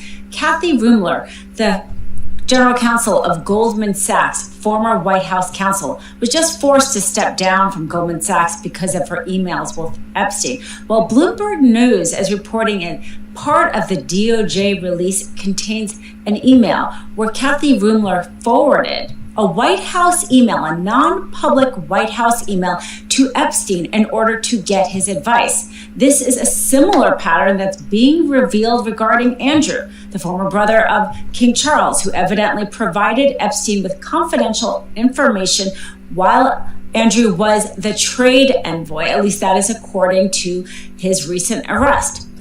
The former Prime Minister of Norway, evidently also facing corruption charges because of the information he traded with Epstein. So this latest detail about what Kathy Rumler gave to Epstein is perhaps just the beginning of what is going to come out. We know we have a lot more emails to get through. My name is Dina Dahl. This is the Midas Touch Network. Let's get into this. So this is actually about the Secret Service scandal that happened back in 2012. If you remember, about 12 members of the Secret Service who had gone in advance when Obama was going to a summit there in Colombia were then embroiled with a prostitution scandal. After that scandal, 8 Secret Service employees were relieved of duty and others were disciplined. And there was an Inspector General's report that came out in January 2013. Well, then in 2014, the Washington Post put out a story that there was also a White House employee involved. This is when Kathy Rumler went to Epstein in order to get advice for how to handle this, because she had been White House counsel at that time and was now evidently under consideration for the Attorney General. So she didn't want this scandal to probably implicate her or get, have it be a problem with her Attorney General consideration. But she went to Epstein, of all people, about a prostitution scandal. Epstein had already been convicted of his, non-prosecution agreement in Florida at that time. But as we know, and as other emails have come out, she went to Epstein often for advice. This is why she was forced to step down. He gave her thousands, $10,000 in gift cards to Bergdorf Gourmet, like a purse worth $10,000. And she gave him advice for how to handle the media with his sex trafficking charges and reputation. In fact, she was one of 3 people he evidently called the night that he was arrested in 2019. So the email that she evidently forwarded, this non-public White House email, was from the Deputy Press Secretary, Eric Schultz. He forwarded this to Kathy Rumler because what this was about was this. There was evidently a White House volunteer on this advance team that the Washington Post was saying that this person was involved in this prostitution scandal as well, but they never kind of faced the consequences. And so the White House was dealing with this, and Kathy Rumler went to Epstein, of all people, for advice and forward him an email. Now, again, this is just a very small detail, but we are seeing in this latest release how much information was given to Epstein. Again, with Andrew in the UK, the former Norwegian Prime Minister, and often with some quid pro quo, perhaps Andrew with the blackmail, as Virginia Giuffre had said. Epstein told her that people owed her favors. So whether or not he did it with gifts and whether or not he did it with blackmail, we still are uncovering a massive amount with these Epstein emails, and obviously need to uncover a lot more. Magnesium is something most of us lack, and if you're taking the drugstore type, you're still not getting the full picture. Almost every supplement uses one form of magnesium, but magnesium comes in many forms, and each form helps your health in a different way. That's exactly why you need to try Qualia Magnesium Plus. Now, most people know that magnesium is critical for sleep, but some forms help muscle recovery, brain function, vision, heart health, bone health, mood, and over 300 functions in the body. That's why Qualia Magnesium Plus is the only product to combine 10 bioavailable forms of magnesium with more than 70 trace minerals that help fuel magnesium support. It's full spectrum magnesium to deliver magnesium's full potential. Full body benefits include sleeping deeper, thinking sharper, recovering faster, supporting muscle strength, steadier mood and stress response, better energy metabolism. It's not just a sleep supplement, it's a full body magnesium system. Qualia Magnesium Plus has helped me, and I know it will do wonders for you. Experience the most trusted magnesium for purity, potency, and performance. Plus, it's non-GMO, vegan, and gluten-free, making it a choice you can feel good about. Go to qualialife.com/mistrial for 50% off. And here's a bonus. Use the code mistrial for an additional 15% off your order. That's QUALIA life.com/mistrial and use code mistrial. Thanks to Qualia for sponsoring this episode. So one of the things that Epstein says to her is breathe, smile, you're free. Again, Epstein, who not only got away with barely a slap on his hand in the 2008 non-prosecution agreement, as we know, continued to rape children and traffic, and it seems apparently to trade information for whatever purpose we are still trying to uncover, whether or not he's a domestic agent, whether or not he's a foreign agent, whether or not he is both. And as we know, New Mexico. Yeah, you only have one life to live. Don't let the weight of the world hold you back. Yeah. Overwhelmingly approved a bipartisan commission called the Truth Commission in order to get to the bottom of any crimes that were committed at Zorro Ranch, Epstein's ranch in New Mexico. As we know, it is being demolished right now by this far-right Christian group, MAGA group, that just bought it. But the House of Representatives looking into it because another email that was in this release, an email that was sent to a local radio show host that said that there was 2 young girls buried on that ranch. Around the world, we are seeing people held to account. Yes, Kathy Rumler had to step down for her position, but we aren't seeing anywhere close to any kind of arrests, prosecutions, investigations to Epstein's associates here in the United States. Number one, obviously being Trump, more coming out there about the fact that the FBI evidently had interviews with girls who claimed that he raped them. And he's sitting here saying that he's exonerated, which is the complete opposite. Now you understand why Pam Bondi went and testified about how high the Dow was, because she knew she could not answer truthfully in a way that would please Trump. And being a lawyer, she knew about perjury charges. Kash Patel evidently didn't care enough about that, saying somehow that Epstein hadn't trafficked anyone, which with these emails, we're seeing overwhelming evidence that not to be the case. But here, just Bloomberg reporting on this forwarding of non-public information from the White House to Epstein about a sex scandal involving Kathy Rumler and whether or not she had participated in any sort of cover-up or not, but her trying to manage the PR around it that was going to be affecting her, just as she has been trying to manage the PR affecting Epstein. This just shows even more why we need the rest of these files released. We need even more redactions when it comes to the conspirators, associates, obviously more protection for the privacy of the survivors. My name is Dina Dahl. This is the Midas Touch Network. Be sure to subscribe if you haven't already. Find the Mistrial Podcast wherever you listen to podcasts and check out our sponsors in the description below. So grateful for our sponsors not censoring us in these very important conversations. Love this video? Support independent media and unlock exclusive content, ad-free videos, and custom emojis by becoming a paid member of our YouTube channel today. You can also gift memberships to others. Let's keep growing together.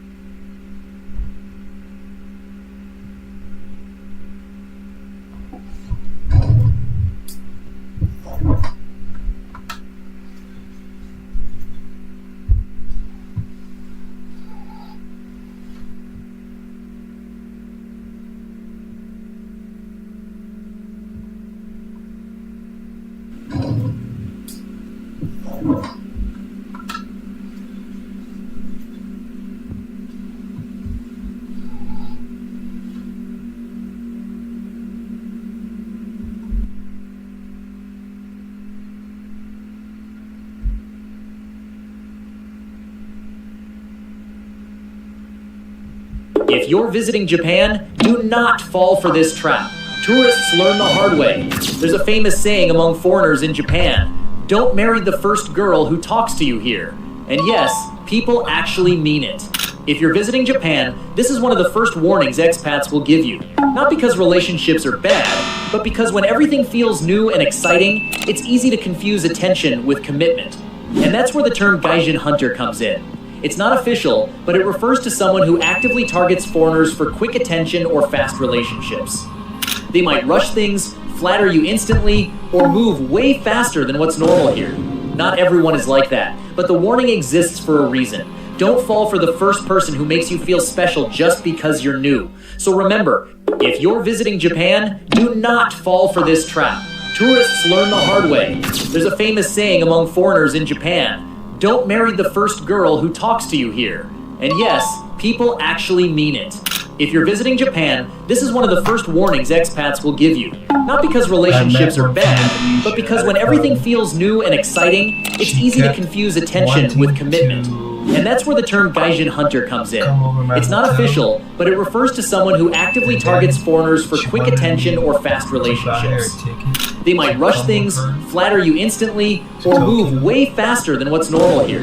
Not everyone is like that, but the warning exists for a reason. Don't fall for the first person who makes you feel special just because you're new. So remember, if you're visiting Japan, do not fall for this trap. Tourists learn the hard way. There's a famous saying among foreigners in Japan, don't marry the first girl who talks to you here. And yes, people actually mean it. If you're visiting...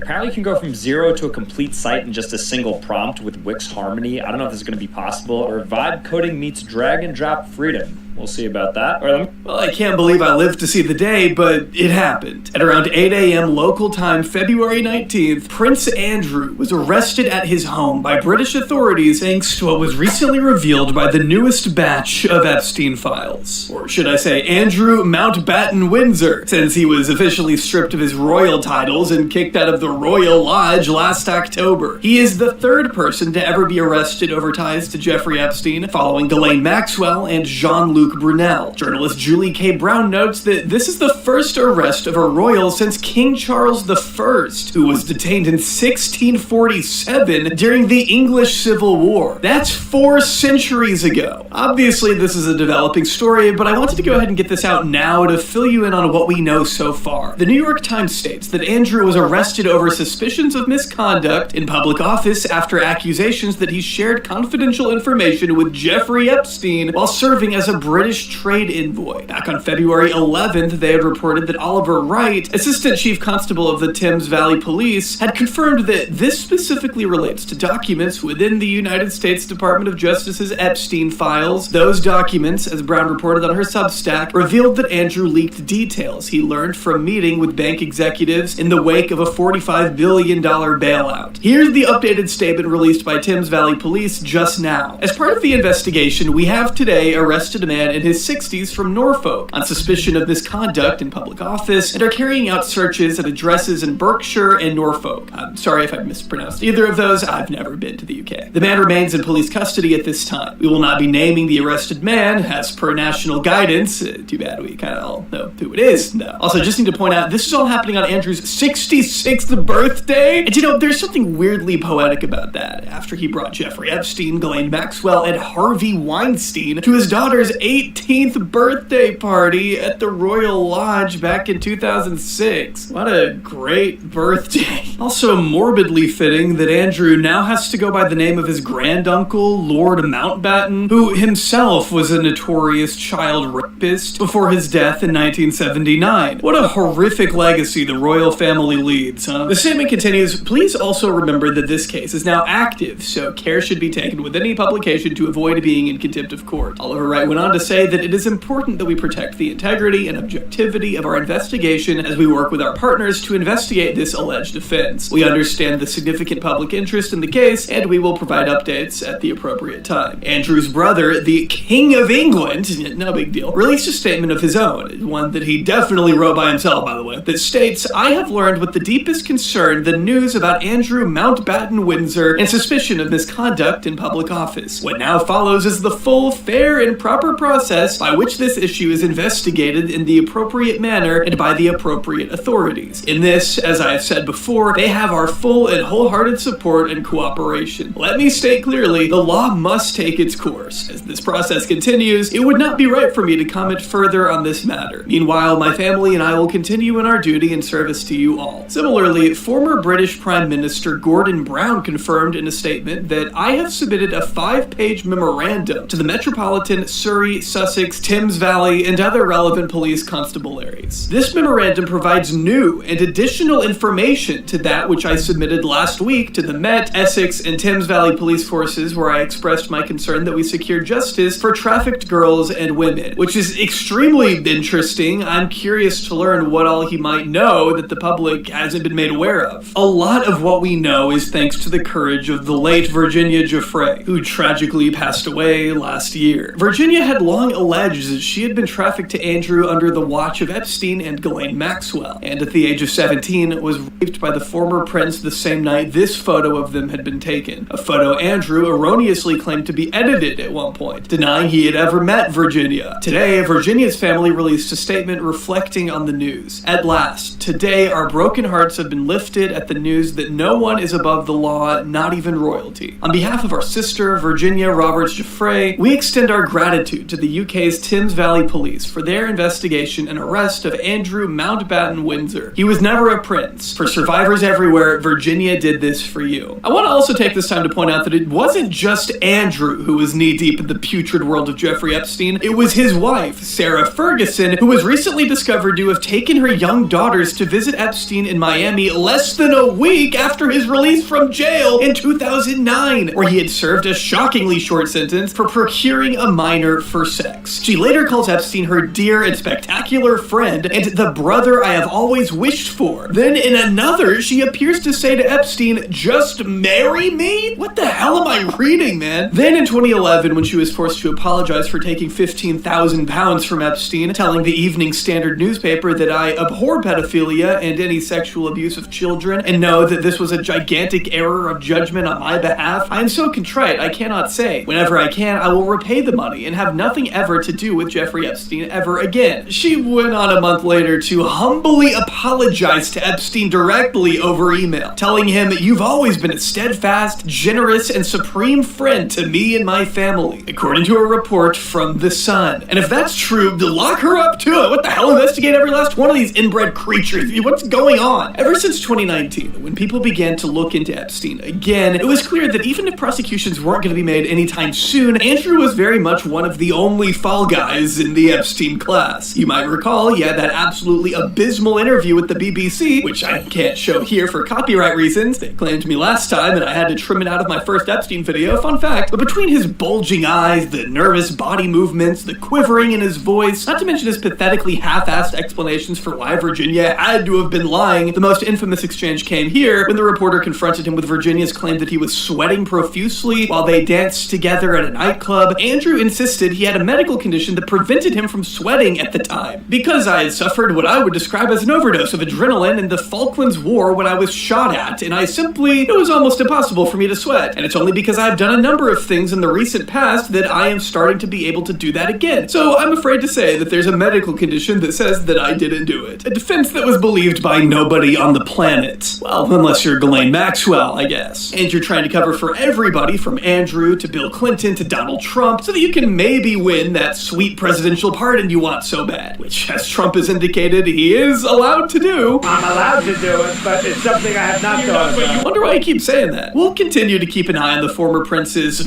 legal problems. If we've learned anything about this story, it's that nothing happens quickly, and if I were to guess, this may be the start of a long, drawn-out showdown that might not even result in the king's brother being convicted of anything serious. After all, he is the king's brother, so while this is an objectively good thing and a massive win for everyone fighting for accountability, we are not out of the woods yet. This is just the beginning. A litany of things could still go down, but I'm choosing at this time to at least hold out some hope that maybe a little bit of justice can be brought forward. Maybe if it's handled well enough, we'll get to learn what exactly other members of the royal family knew about Epstein's activities and when they knew it. Andrew was still associating with Epstein well after he had become a convicted pedophile. That's when these photos were snapped in New York. Will we ever know why Ghislaine and Kevin Spacey were allowed to sit on the Queen's throne, or why this photo of Epstein and Ghislaine sitting on the Queen's porch exists? My ultimate dream is that this will all lead to more information coming out and hopefully lead to more investigations and arrests. It's the bare minimum at this point. After all these decades of hiding in the shadows and avoiding public scrutiny, the Epstein class, as Rokana calls them, might be sleeping a little less easy than they were before, even as some of the most significant developments have taken place overseas. The former Prime Minister of Norway was just arrested on corruption charges by Norwegian authorities thanks to the information discovered in the Epstein files, and former British ambassador to the US, Peter Mandelson, is reportedly being investigated by authorities as we speak, with his properties searched just a couple weeks ago. And now with Andrew back in the crosshairs, US representatives like Melanie Stansbury are raising a valid point. If a prince can be held accountable, so can a president. We still have a long way to go, but my hope is that the tide might be finally turning on these freaks at long last. Good riddance to all of them, and before anything else, I would like to preemptively state that Prince Andrew didn't kill himself. Alright, thanks for watching, bye!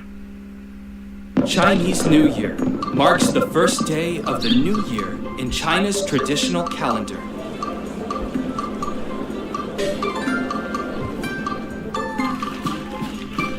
For centuries,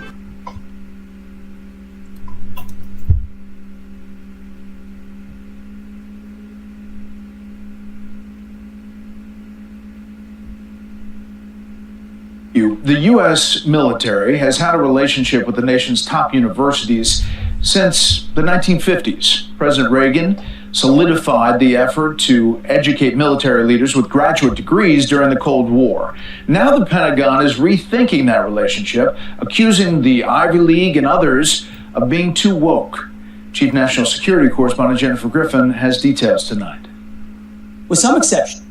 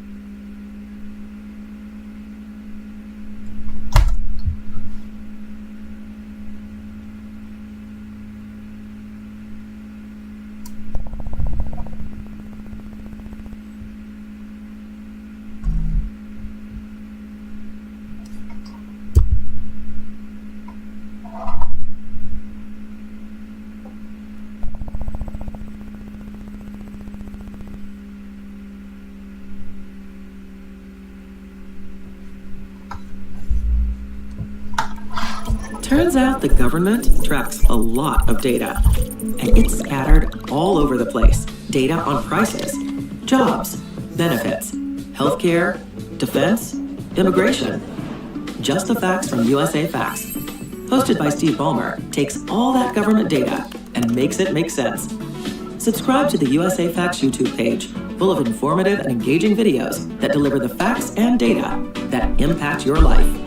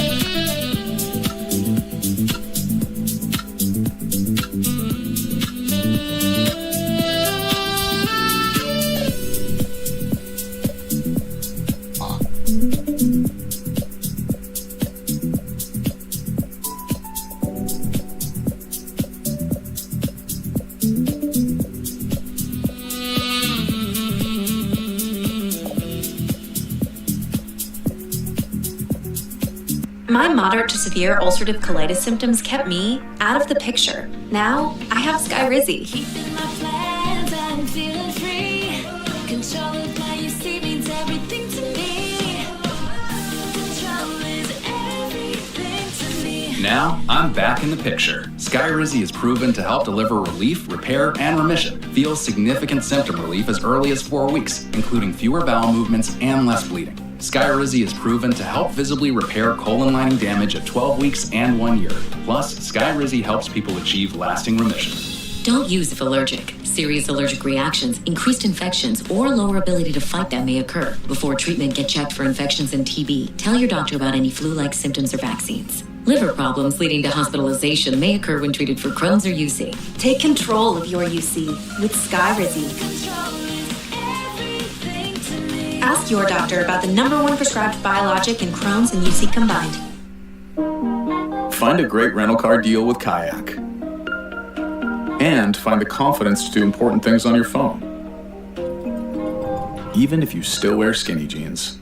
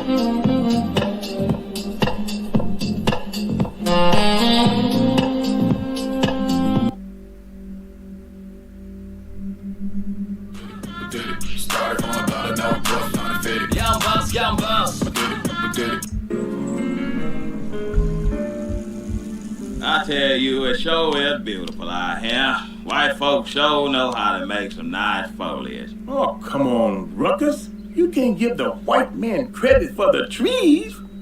Where them two little nappy-headed grandkids of yours? They went into the city to watch the trial of that singer. Oh, right. That black sumbitch that's supposed to have had urinary relations with that underage color gal. Didn't Jerry Lee Lewis marry a 14-year-old baby? You can't compare a chocolate monkey like R. Kelly to Jerry Lee Lewis. Jerry Lee Lewis is the king of rock and roll. Great ball of fire. Besides, that situation was different. That was family. We're here at the R. Kelly trial, where there are a handful of angry protesters making their voices heard. These are scholars, activists, pillars of the African American community, and they are outraged. And we're just going to head over here to the R. Kelly supporters, where it's quite the festive event. And you are... Now, why did you come out here to support R. Kelly?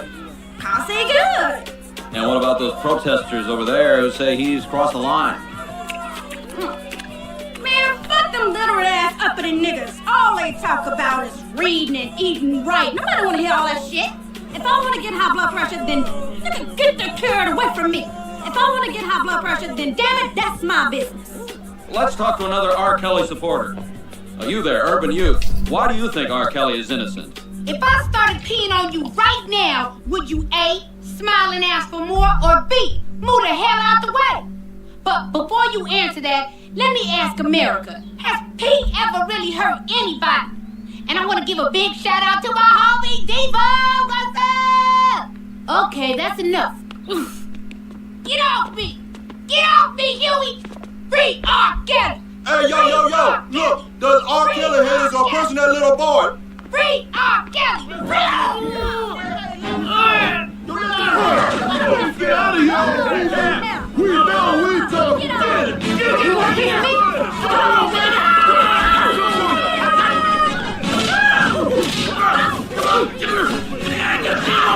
I knew it would be just a matter of time before violence broke out. It's pandemonium here at the R. Kelly trial. Oh, the humanity!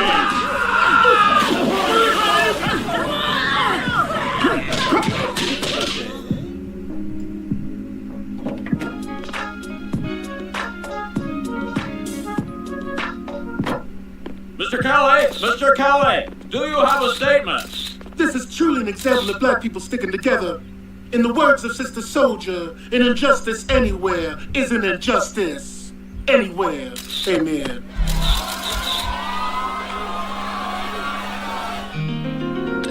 What did O.J. Simpson say to Kobe after his case was over? What's that?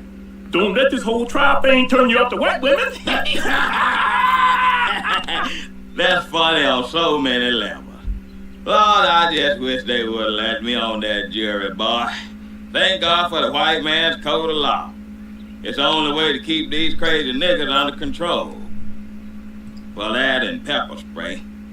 You know, I sat on the jury one time. Really?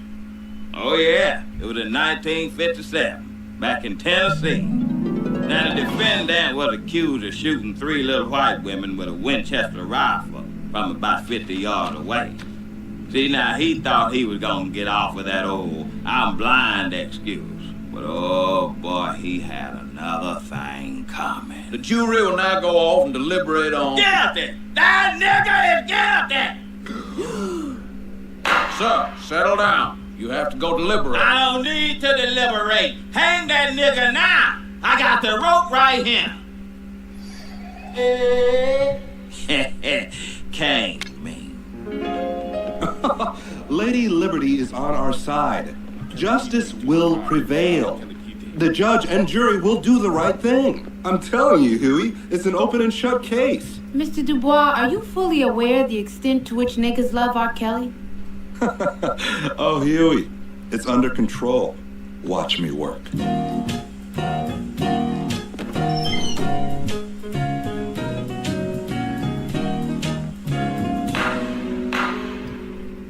And so, ladies and gentlemen, not only will we prove it is Mr. Kelly in the video, we will prove that the victim was 14 at the time the video was shot. Thank you, Mr. Dubois, and now we'll have the opening statement for the defense. The ancient Greeks, the architects of Western civilization, would regularly indulge in sexual activities with children. Were they perverts? In Puritan America, the forefathers of this great land would take wives who were 12 or 13 years old, much younger than the alleged victim. Were they sickos? In Tokyo, you could buy teenage girls' panties in vending machines. Do we call them disgusting? Of course not. What do all those things have to do with Robert Kelly? Nothing. Let's get to the point.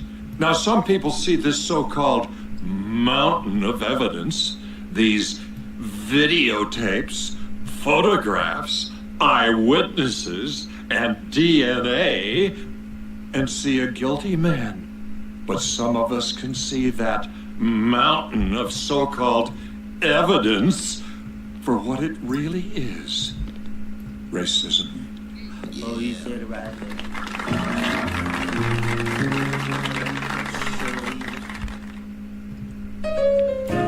Which one was the one that got caught with that homely little white gal? Kobe. Right, now I know exactly what happened to Kobe. Kobe caught that white fever. White fever get in your blood, man, it'll make you crazy. And you know they got them short little skirts nowadays and that, what they call them, the tongues? Thongs. Yeah, right, they got the thongs all up the booty crack and they got that sweet white nectar. Oh, Lord, have mercy. And after that it's over. You wake up and you don't even know what you done. Just a pool of sweat around your ankles and a deep sense of satisfaction. Give me a minute, Robert. You look like you need to take 5. Yeah, sure. Ladies and gentlemen of the jury, I present to you the R. Kelly tape. I warn you, it is graphic. Yeah!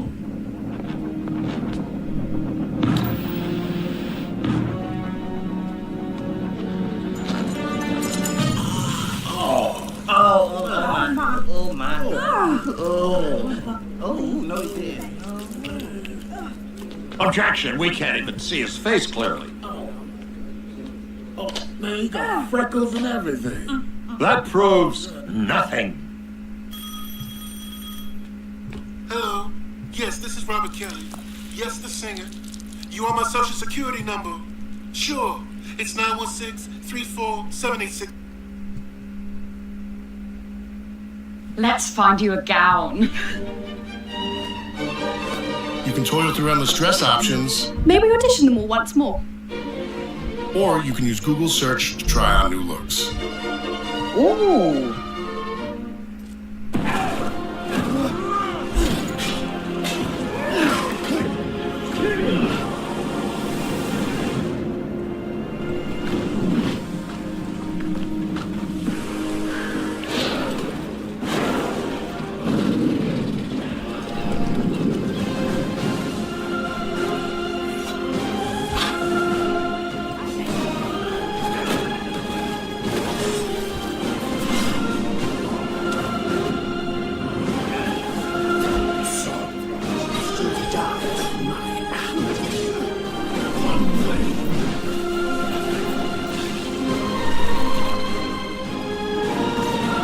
fail to do so, countless lives will be lost. We can't do this alone.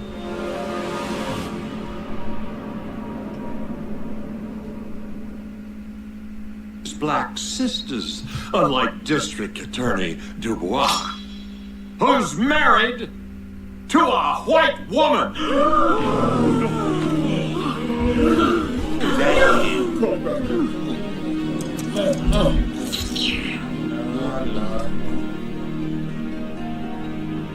Now, I've listened to your black ass talk all day about how much you can't stand black folks. Ain't two of them in the history of the world that's worth a scroll for. Oh, how much you love white folks? Best thing the good Lord ever did for the planet Earth. Ruckus, you black as the ace of spades, man. I don't see the need for you to go and insult the man after a game of checkers. We've been reminiscing all day, looking in each other's eyes, acting like we like each other. Now you gotta go ahead and remind me of my ailment. Ailment? That's right. You heard of vitiligo? Shoot, well I got re-vitiligo. Every year my skin just seems to get blacker and darker and blacker and then more darker. It's the opposite of what Michael Jackson got. Lucky bastard. Ruckus, how could you possibly love white people so much? It's easy. Have you ever looked at them? White man just a joy to be around. They smell like lemon juice and pledge furniture cleaner. And look at them, they gave us discipline, jobs, put structure in our lives, took us out the jungle. And what we do to show our appreciation? We march.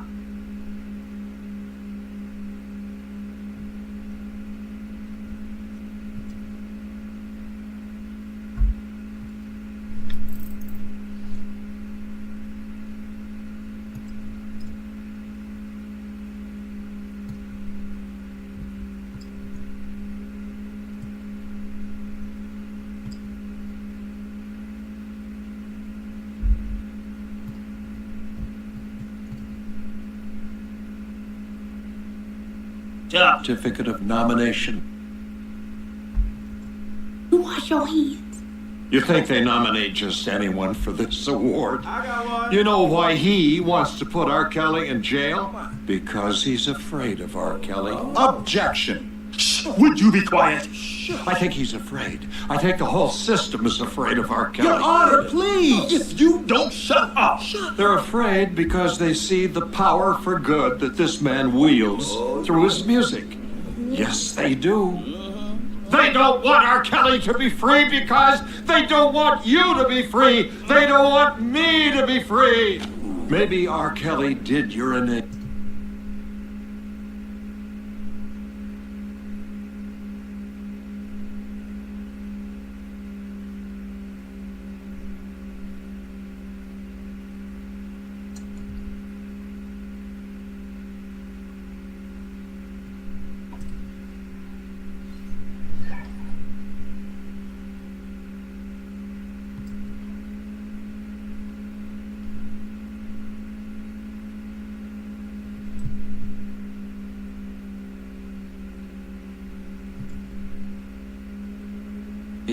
Salam.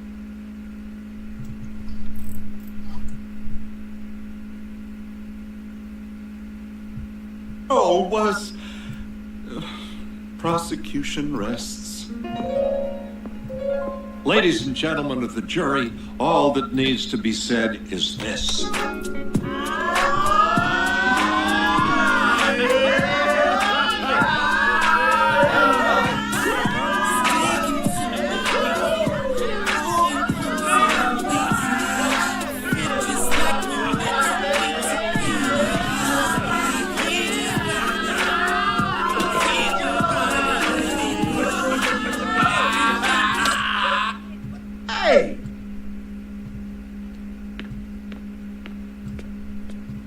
What the hell is wrong with you people? Every famous nigga that gets arrested is not Nelson Mandela?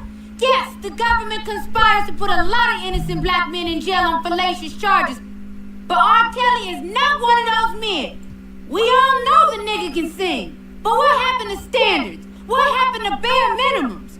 You a fan of R. Kelly? You want to help R. Kelly? Then get some counseling for R. Kelly. Introduce him to some older women. Hide his camcorder. But don't pretend like the man is a hero. and stop the damn dancing. Act like you got some goddamn sense, people. Damn, don't playing around here. Boo! Hey, you with the afro! Give it a rest! Beat it! Put the music back on! You're stressing me.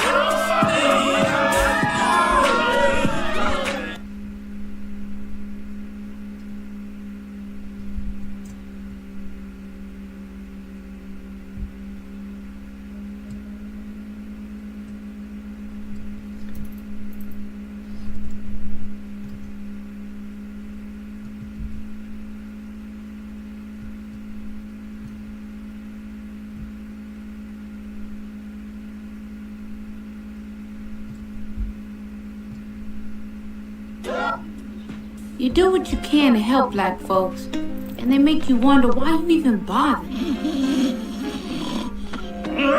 But they're our people, and we gotta love them regardless.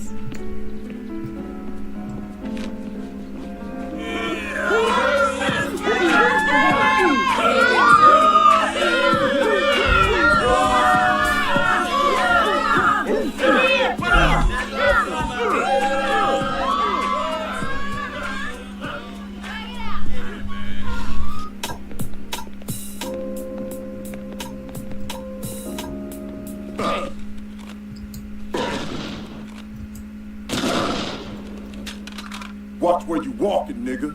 Hey, what you say, nigga? Watch closely. You're about to experience a nigga moment.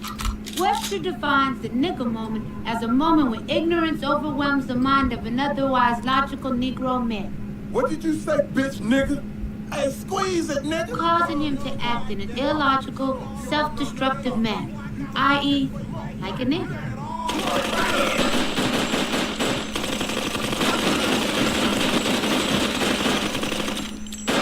Nigga moments are unpredictable. Hey, wait, man, wait. This is stupid. Hey, you right, dog. Look, let's put the guns away and go on about our business. Freeze! But they all end up bad.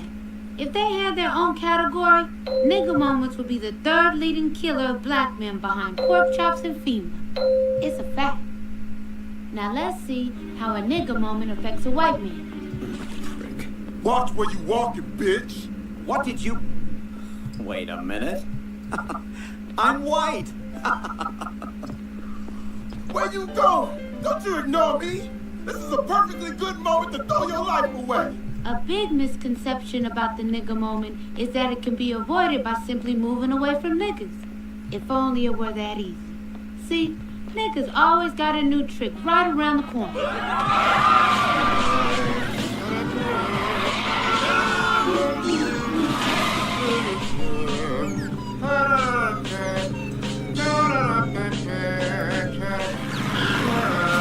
Listen up, boys. I'm about to sing the New Shoes song.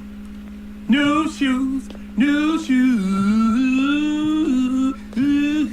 Boy, Nike makes some good shoes. Ave Maria.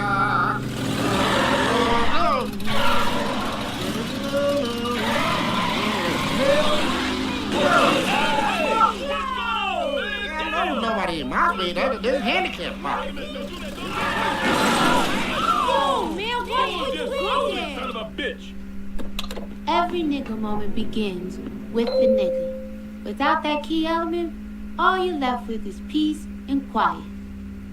Colonel H. Stinkmeaner is and always has been a cantankerous, ornery old man. He spent his childhood disagreeing with most things, especially things involving happiness, unity, and kindness. Stinkmeaner got no pleasure seeing sunsets and trees, dolphins or rainbows. Man, this some more bullshit. So, he didn't particularly mind when at age 15, he lost his sight to cancer.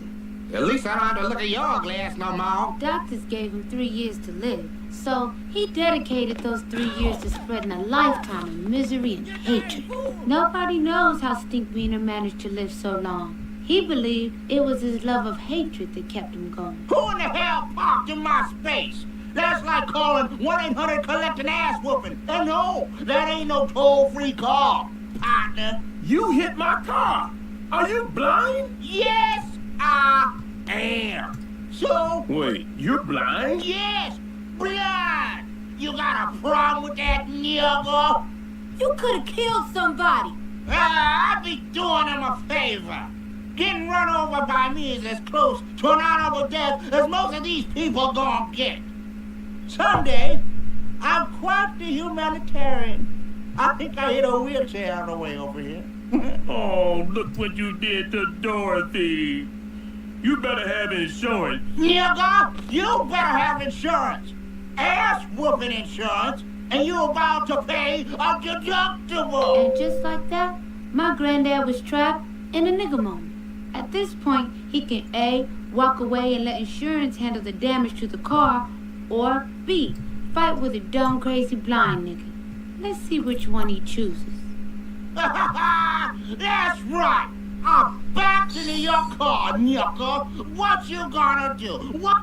At Vistaprint, we print signs so people can see your brand up close. But we also print signs so that people can see your business here, see it here, and see it here, so you stand out. Even when they're way... Nigga! Hold up! I smell new shoes! Oh, neat! Oh! What you made? I've said it before. Expensive sneakers are like $150 landmines. Step on one and boom! A perfectly rational black man can explode. Yeah! They ain't new anymore, are they? Nigga! And that nigga spitting on you. You better hit him, granddad. Hit him. Hit him. Yeah! Hit him! Oh! What happened? My bad knee! Oh, lordy, Lord. My knee! My bad knee! Oh, man! All your pimps steady. This fight is over.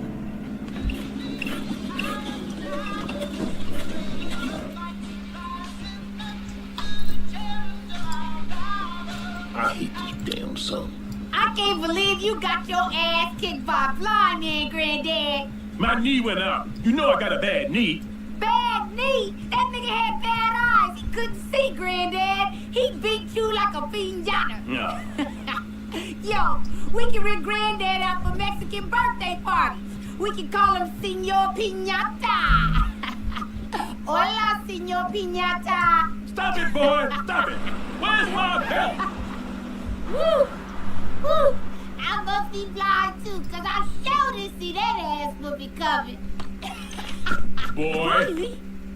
Yo, how bad you gotta telegraph your punches for a blind nigga to see him coming, granddad? Riley, the man obviously had a heightened sense of hearing. Oh, I thought granddad had a heightened sense of falling. No, that's enough. Now you just stop laughing at your granddaddy. It ain't that. What's wrong with you? Granddad had hit me written on his forehead in prayer. I said that's enough.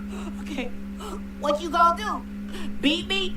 Maybe I should get a blindfold first. Okay, I'm ready. Wait, maybe he gonna fall on me. Riley, stop. Granddad, Rodney King just called. It said, damn, I thought I got my ass whooped. Ow!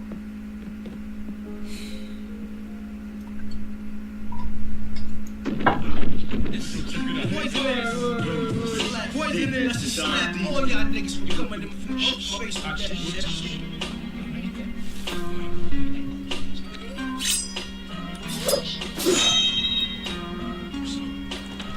That night, I dreamt of a blind swordsman. Poisonous paragraph, smash your phonograph in half and read the inspector deck on the warpath. First class, leaving mics with a cast, causing ruckus like the aftermath from guns blast. Run fast, here comes the verbal assaulter. Rhymes running wild like a child of the walker. Scored from the inner slums, the raw. He knows my every move, yet he cannot see. As my mind fights to make sense of the impossible, he has turned my sight into a liability.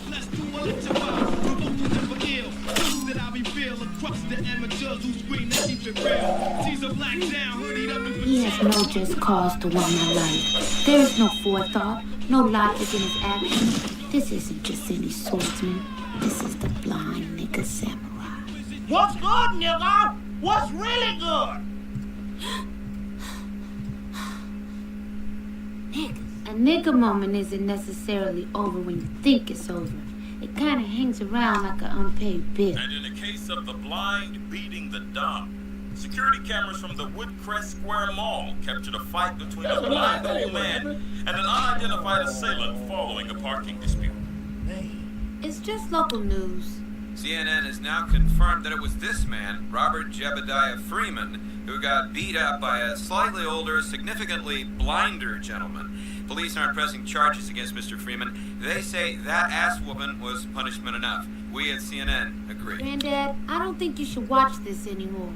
El residente de Woodcrest, Robert Freeman, tiene un nuevo apodo. Señor Piñata. Oh, papi. Granddad, you gotta ask yourself, would you really be better off if you had beaten up a blind old man in the street? It was a nigger moment, Granddad. You gotta let it go. Maybe you're right. You have reached the Freeman residence. If this is a lovely cutie pie, please leave a message. Everybody else suggests hang up right now because I'm not interested. Come on, Robert, pick up the phone. Pick up the phone. I know you there in hiding. I seen you on the news getting your black ass whooped by that blind old monkey. That's why they should let niggas go shopping. Call me back. Don't you walk away from this answer machine. Granddad, just let it die. I promise you, nobody's gonna call you a punk. I will. Well, Riley will. Granddad!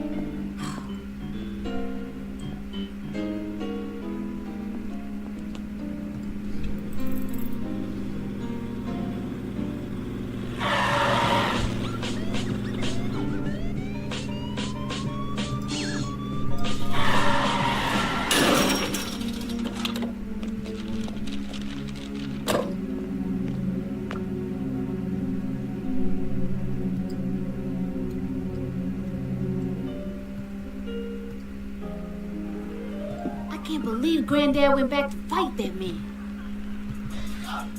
Yeah! Check this out, Yuri! Alright. Wait. What? Here it goes.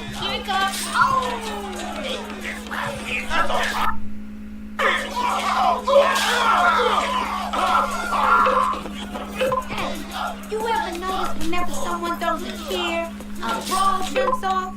Aren't you worried about Granddad? Look, you want to see it again? Hey, look. See? I said you don't even have to hit nobody with the chair. And niggas would still start wilding out.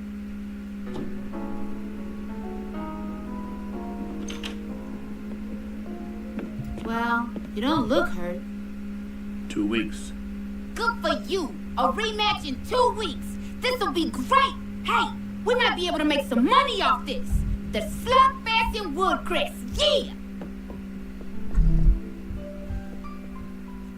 You don't understand, boy. I have to do this. Follow me.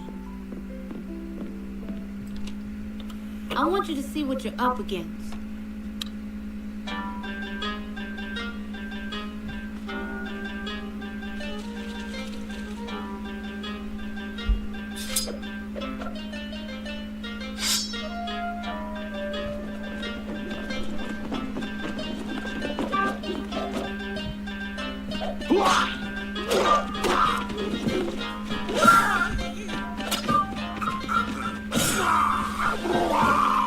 Holy shit!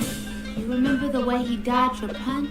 Your enemy is the Sadawichi, the blind swordsman. His ears give him more information than all your senses put together. If you underestimate him, he will kill you.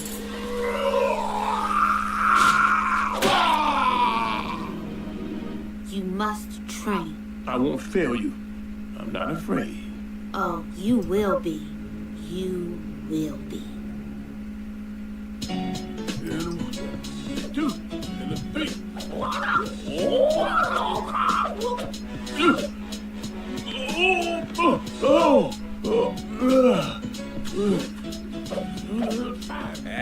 Between me and you, your granddaddy shouldn't be too worried. Everybody knows niggas can't fight. I'm sorry? You heard me, nigga. Niggas can't fight.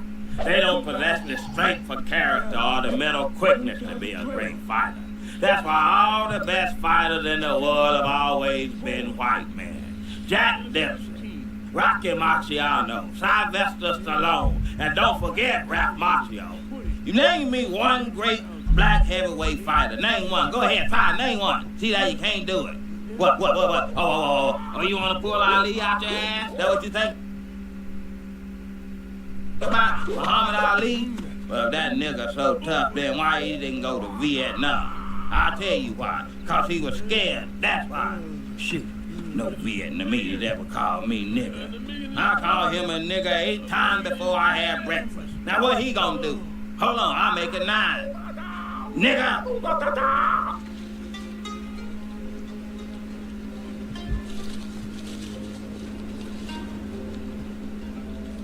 I don't understand why I'm blindfolded. Because the enemy cannot see. But see, the thing is, I don't have super hearing, so I don't get why I'm... Fight! Ow! Stop! Jean-Claude Van Damme's the best martial artist in the world. He killed a man with his butt cheek power. Steven Seagal, David Carradine, Chuck Norris, shoot. Walker, Texas Ranger. Now that's a karate man right there. Word got out that my granddad was training for a rematch, and it quickly became the talk of the town. What was that? An exhibition? You need emotional content. Now, try again.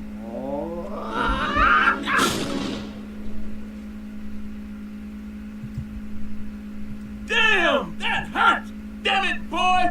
Ooh! Ah! Ooh! Everybody knows niggas climb trees, not kick them.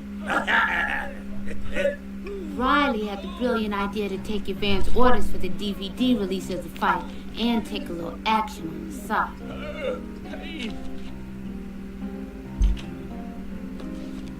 He hired a street team to create the necessary hype.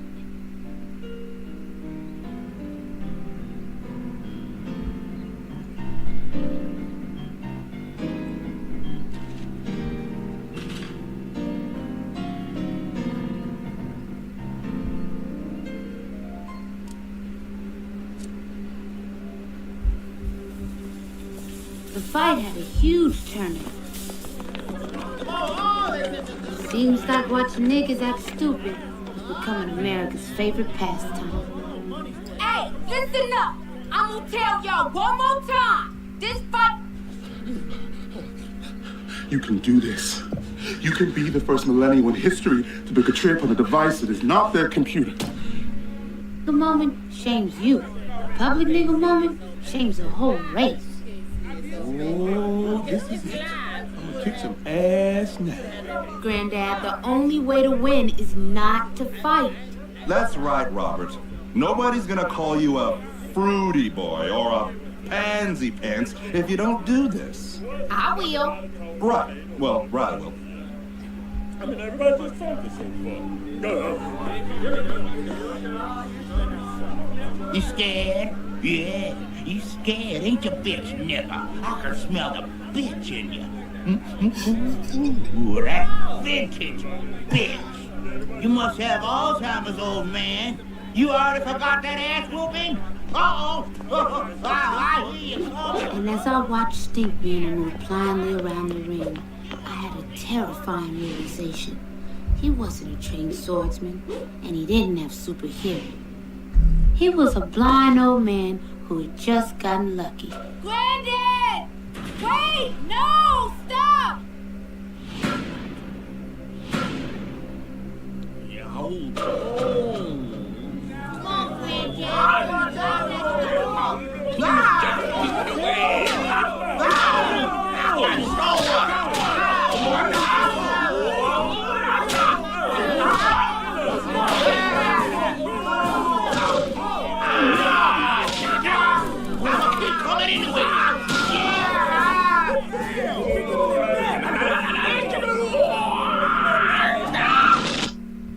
You know, we could could all be reading a book right now.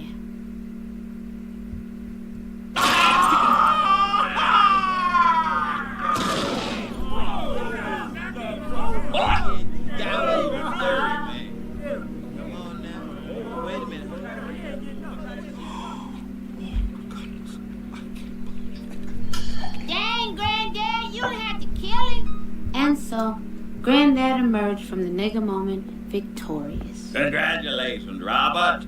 I told you a nigga that black couldn't fight. Woo! Good going. It wasn't even worth it, man. I had my... You owe me money, man. Give me my money back. I want my money now. Give me my... Oh my God, Sheriff!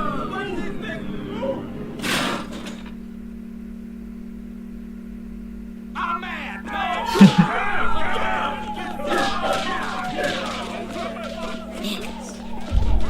As he contemplated spending the remainder of his natural life in prison, Granddad never stopped to realize that he had gotten the respect he so desperately wanted. Yo, that mug killed a blind old man with his bare hands. Now that's gangsta. Robert Jebediah Freeman? Tom and I had gotten a fight license by the State Boxing Commission at the last minute, legally indemnifying Granddad against Stinkmeaner's death. But he was still pretty shook up by the whole thing. Colonel Stinkmeaner had no family and no friends. He lived a life without love or companionship or even pets. He was a horrible, awful human being, and in truth, the world was better off with him dead. Still, he was our brother. Forgive us for taking this man's life. Why you say us? You killed him? Shut your ass and pray, boy.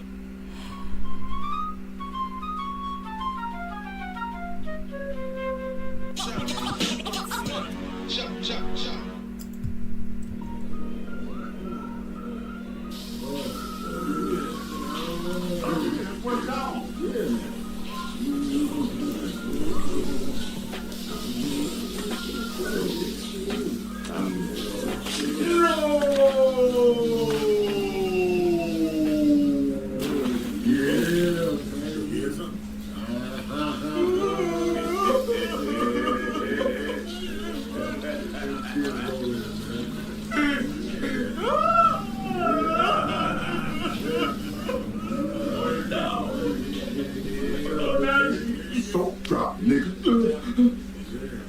Oh, you think you just gonna leave it down there? No. Huh? We don't waste no motherfucking soap in here. I'm finished. No, nigga. You ain't finished. I've been watching you. You have? You ain't washed behind your ears or nothing. But I did. Look at me. See how I'm all clean, glistening and shit. That's hygiene, nigga. You can call me the health inspector. Now pick up the soap. Pray, baby, pray. I'm next. Ah! Drop the soap again? Tom Dubois' greatest fear was being sent to prison and anally raped. At the tender age of 10, Tom saw a prison movie which depicted the violent anal raping of a man. Before then, he didn't know the men got raped in prison. It is true that statistically speaking, if a man is to be raped, it'll most likely occur in prison. That fact scares straight-laced Tom even straighter. Let's steal some. Well, what if we get caught? We'll get arrested and anally raped.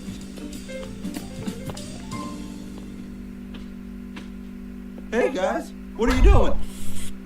Just smoking a joint. You want a hit? Yeah, right. You guys can go to jail and get anally raped if you want. Tom, did you erase all my MP3s? Hey, file sharing is a crime. And I'm not going to be anally raped so you can listen to Usher. You know, Tom, this whole anal rape thing is really causing both of us to miss out on a lot in life. But Tom didn't care what he was missing out on. Well into adulthood, Tom still lived his life around the fear of anal rape. That fear, perhaps more than any other factor, made him the man he is today. Tom believed in order. He obeyed every traffic law. He had never as much as broken the speed limit. You drive like an old bitch. grew up to be a criminal prosecutor, which ironically enough meant his job was to send many black men to the very fate he most feared. For the crime of selling 4 bootleg copies of Soul Plane, the defendant is sentenced to 2 weeks imprisonment. He'll be remanded. No! Don't send me to prison, please! Please don't send me to prison! I don't want to be anally raped! And Tom knew firsthand that a black man didn't have to do much to go to prison. You have the right to remain silent. Sometimes he didn't have to do anything at all. You in a court of law.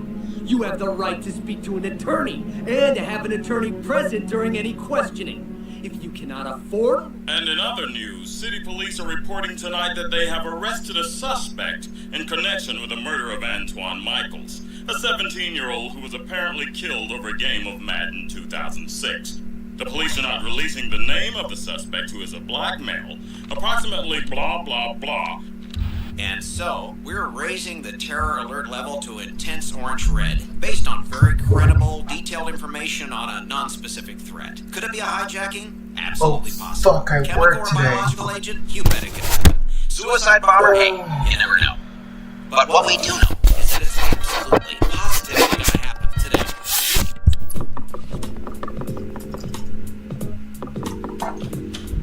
Terrorists have my daddy! Jasmine, calm down. Terrorists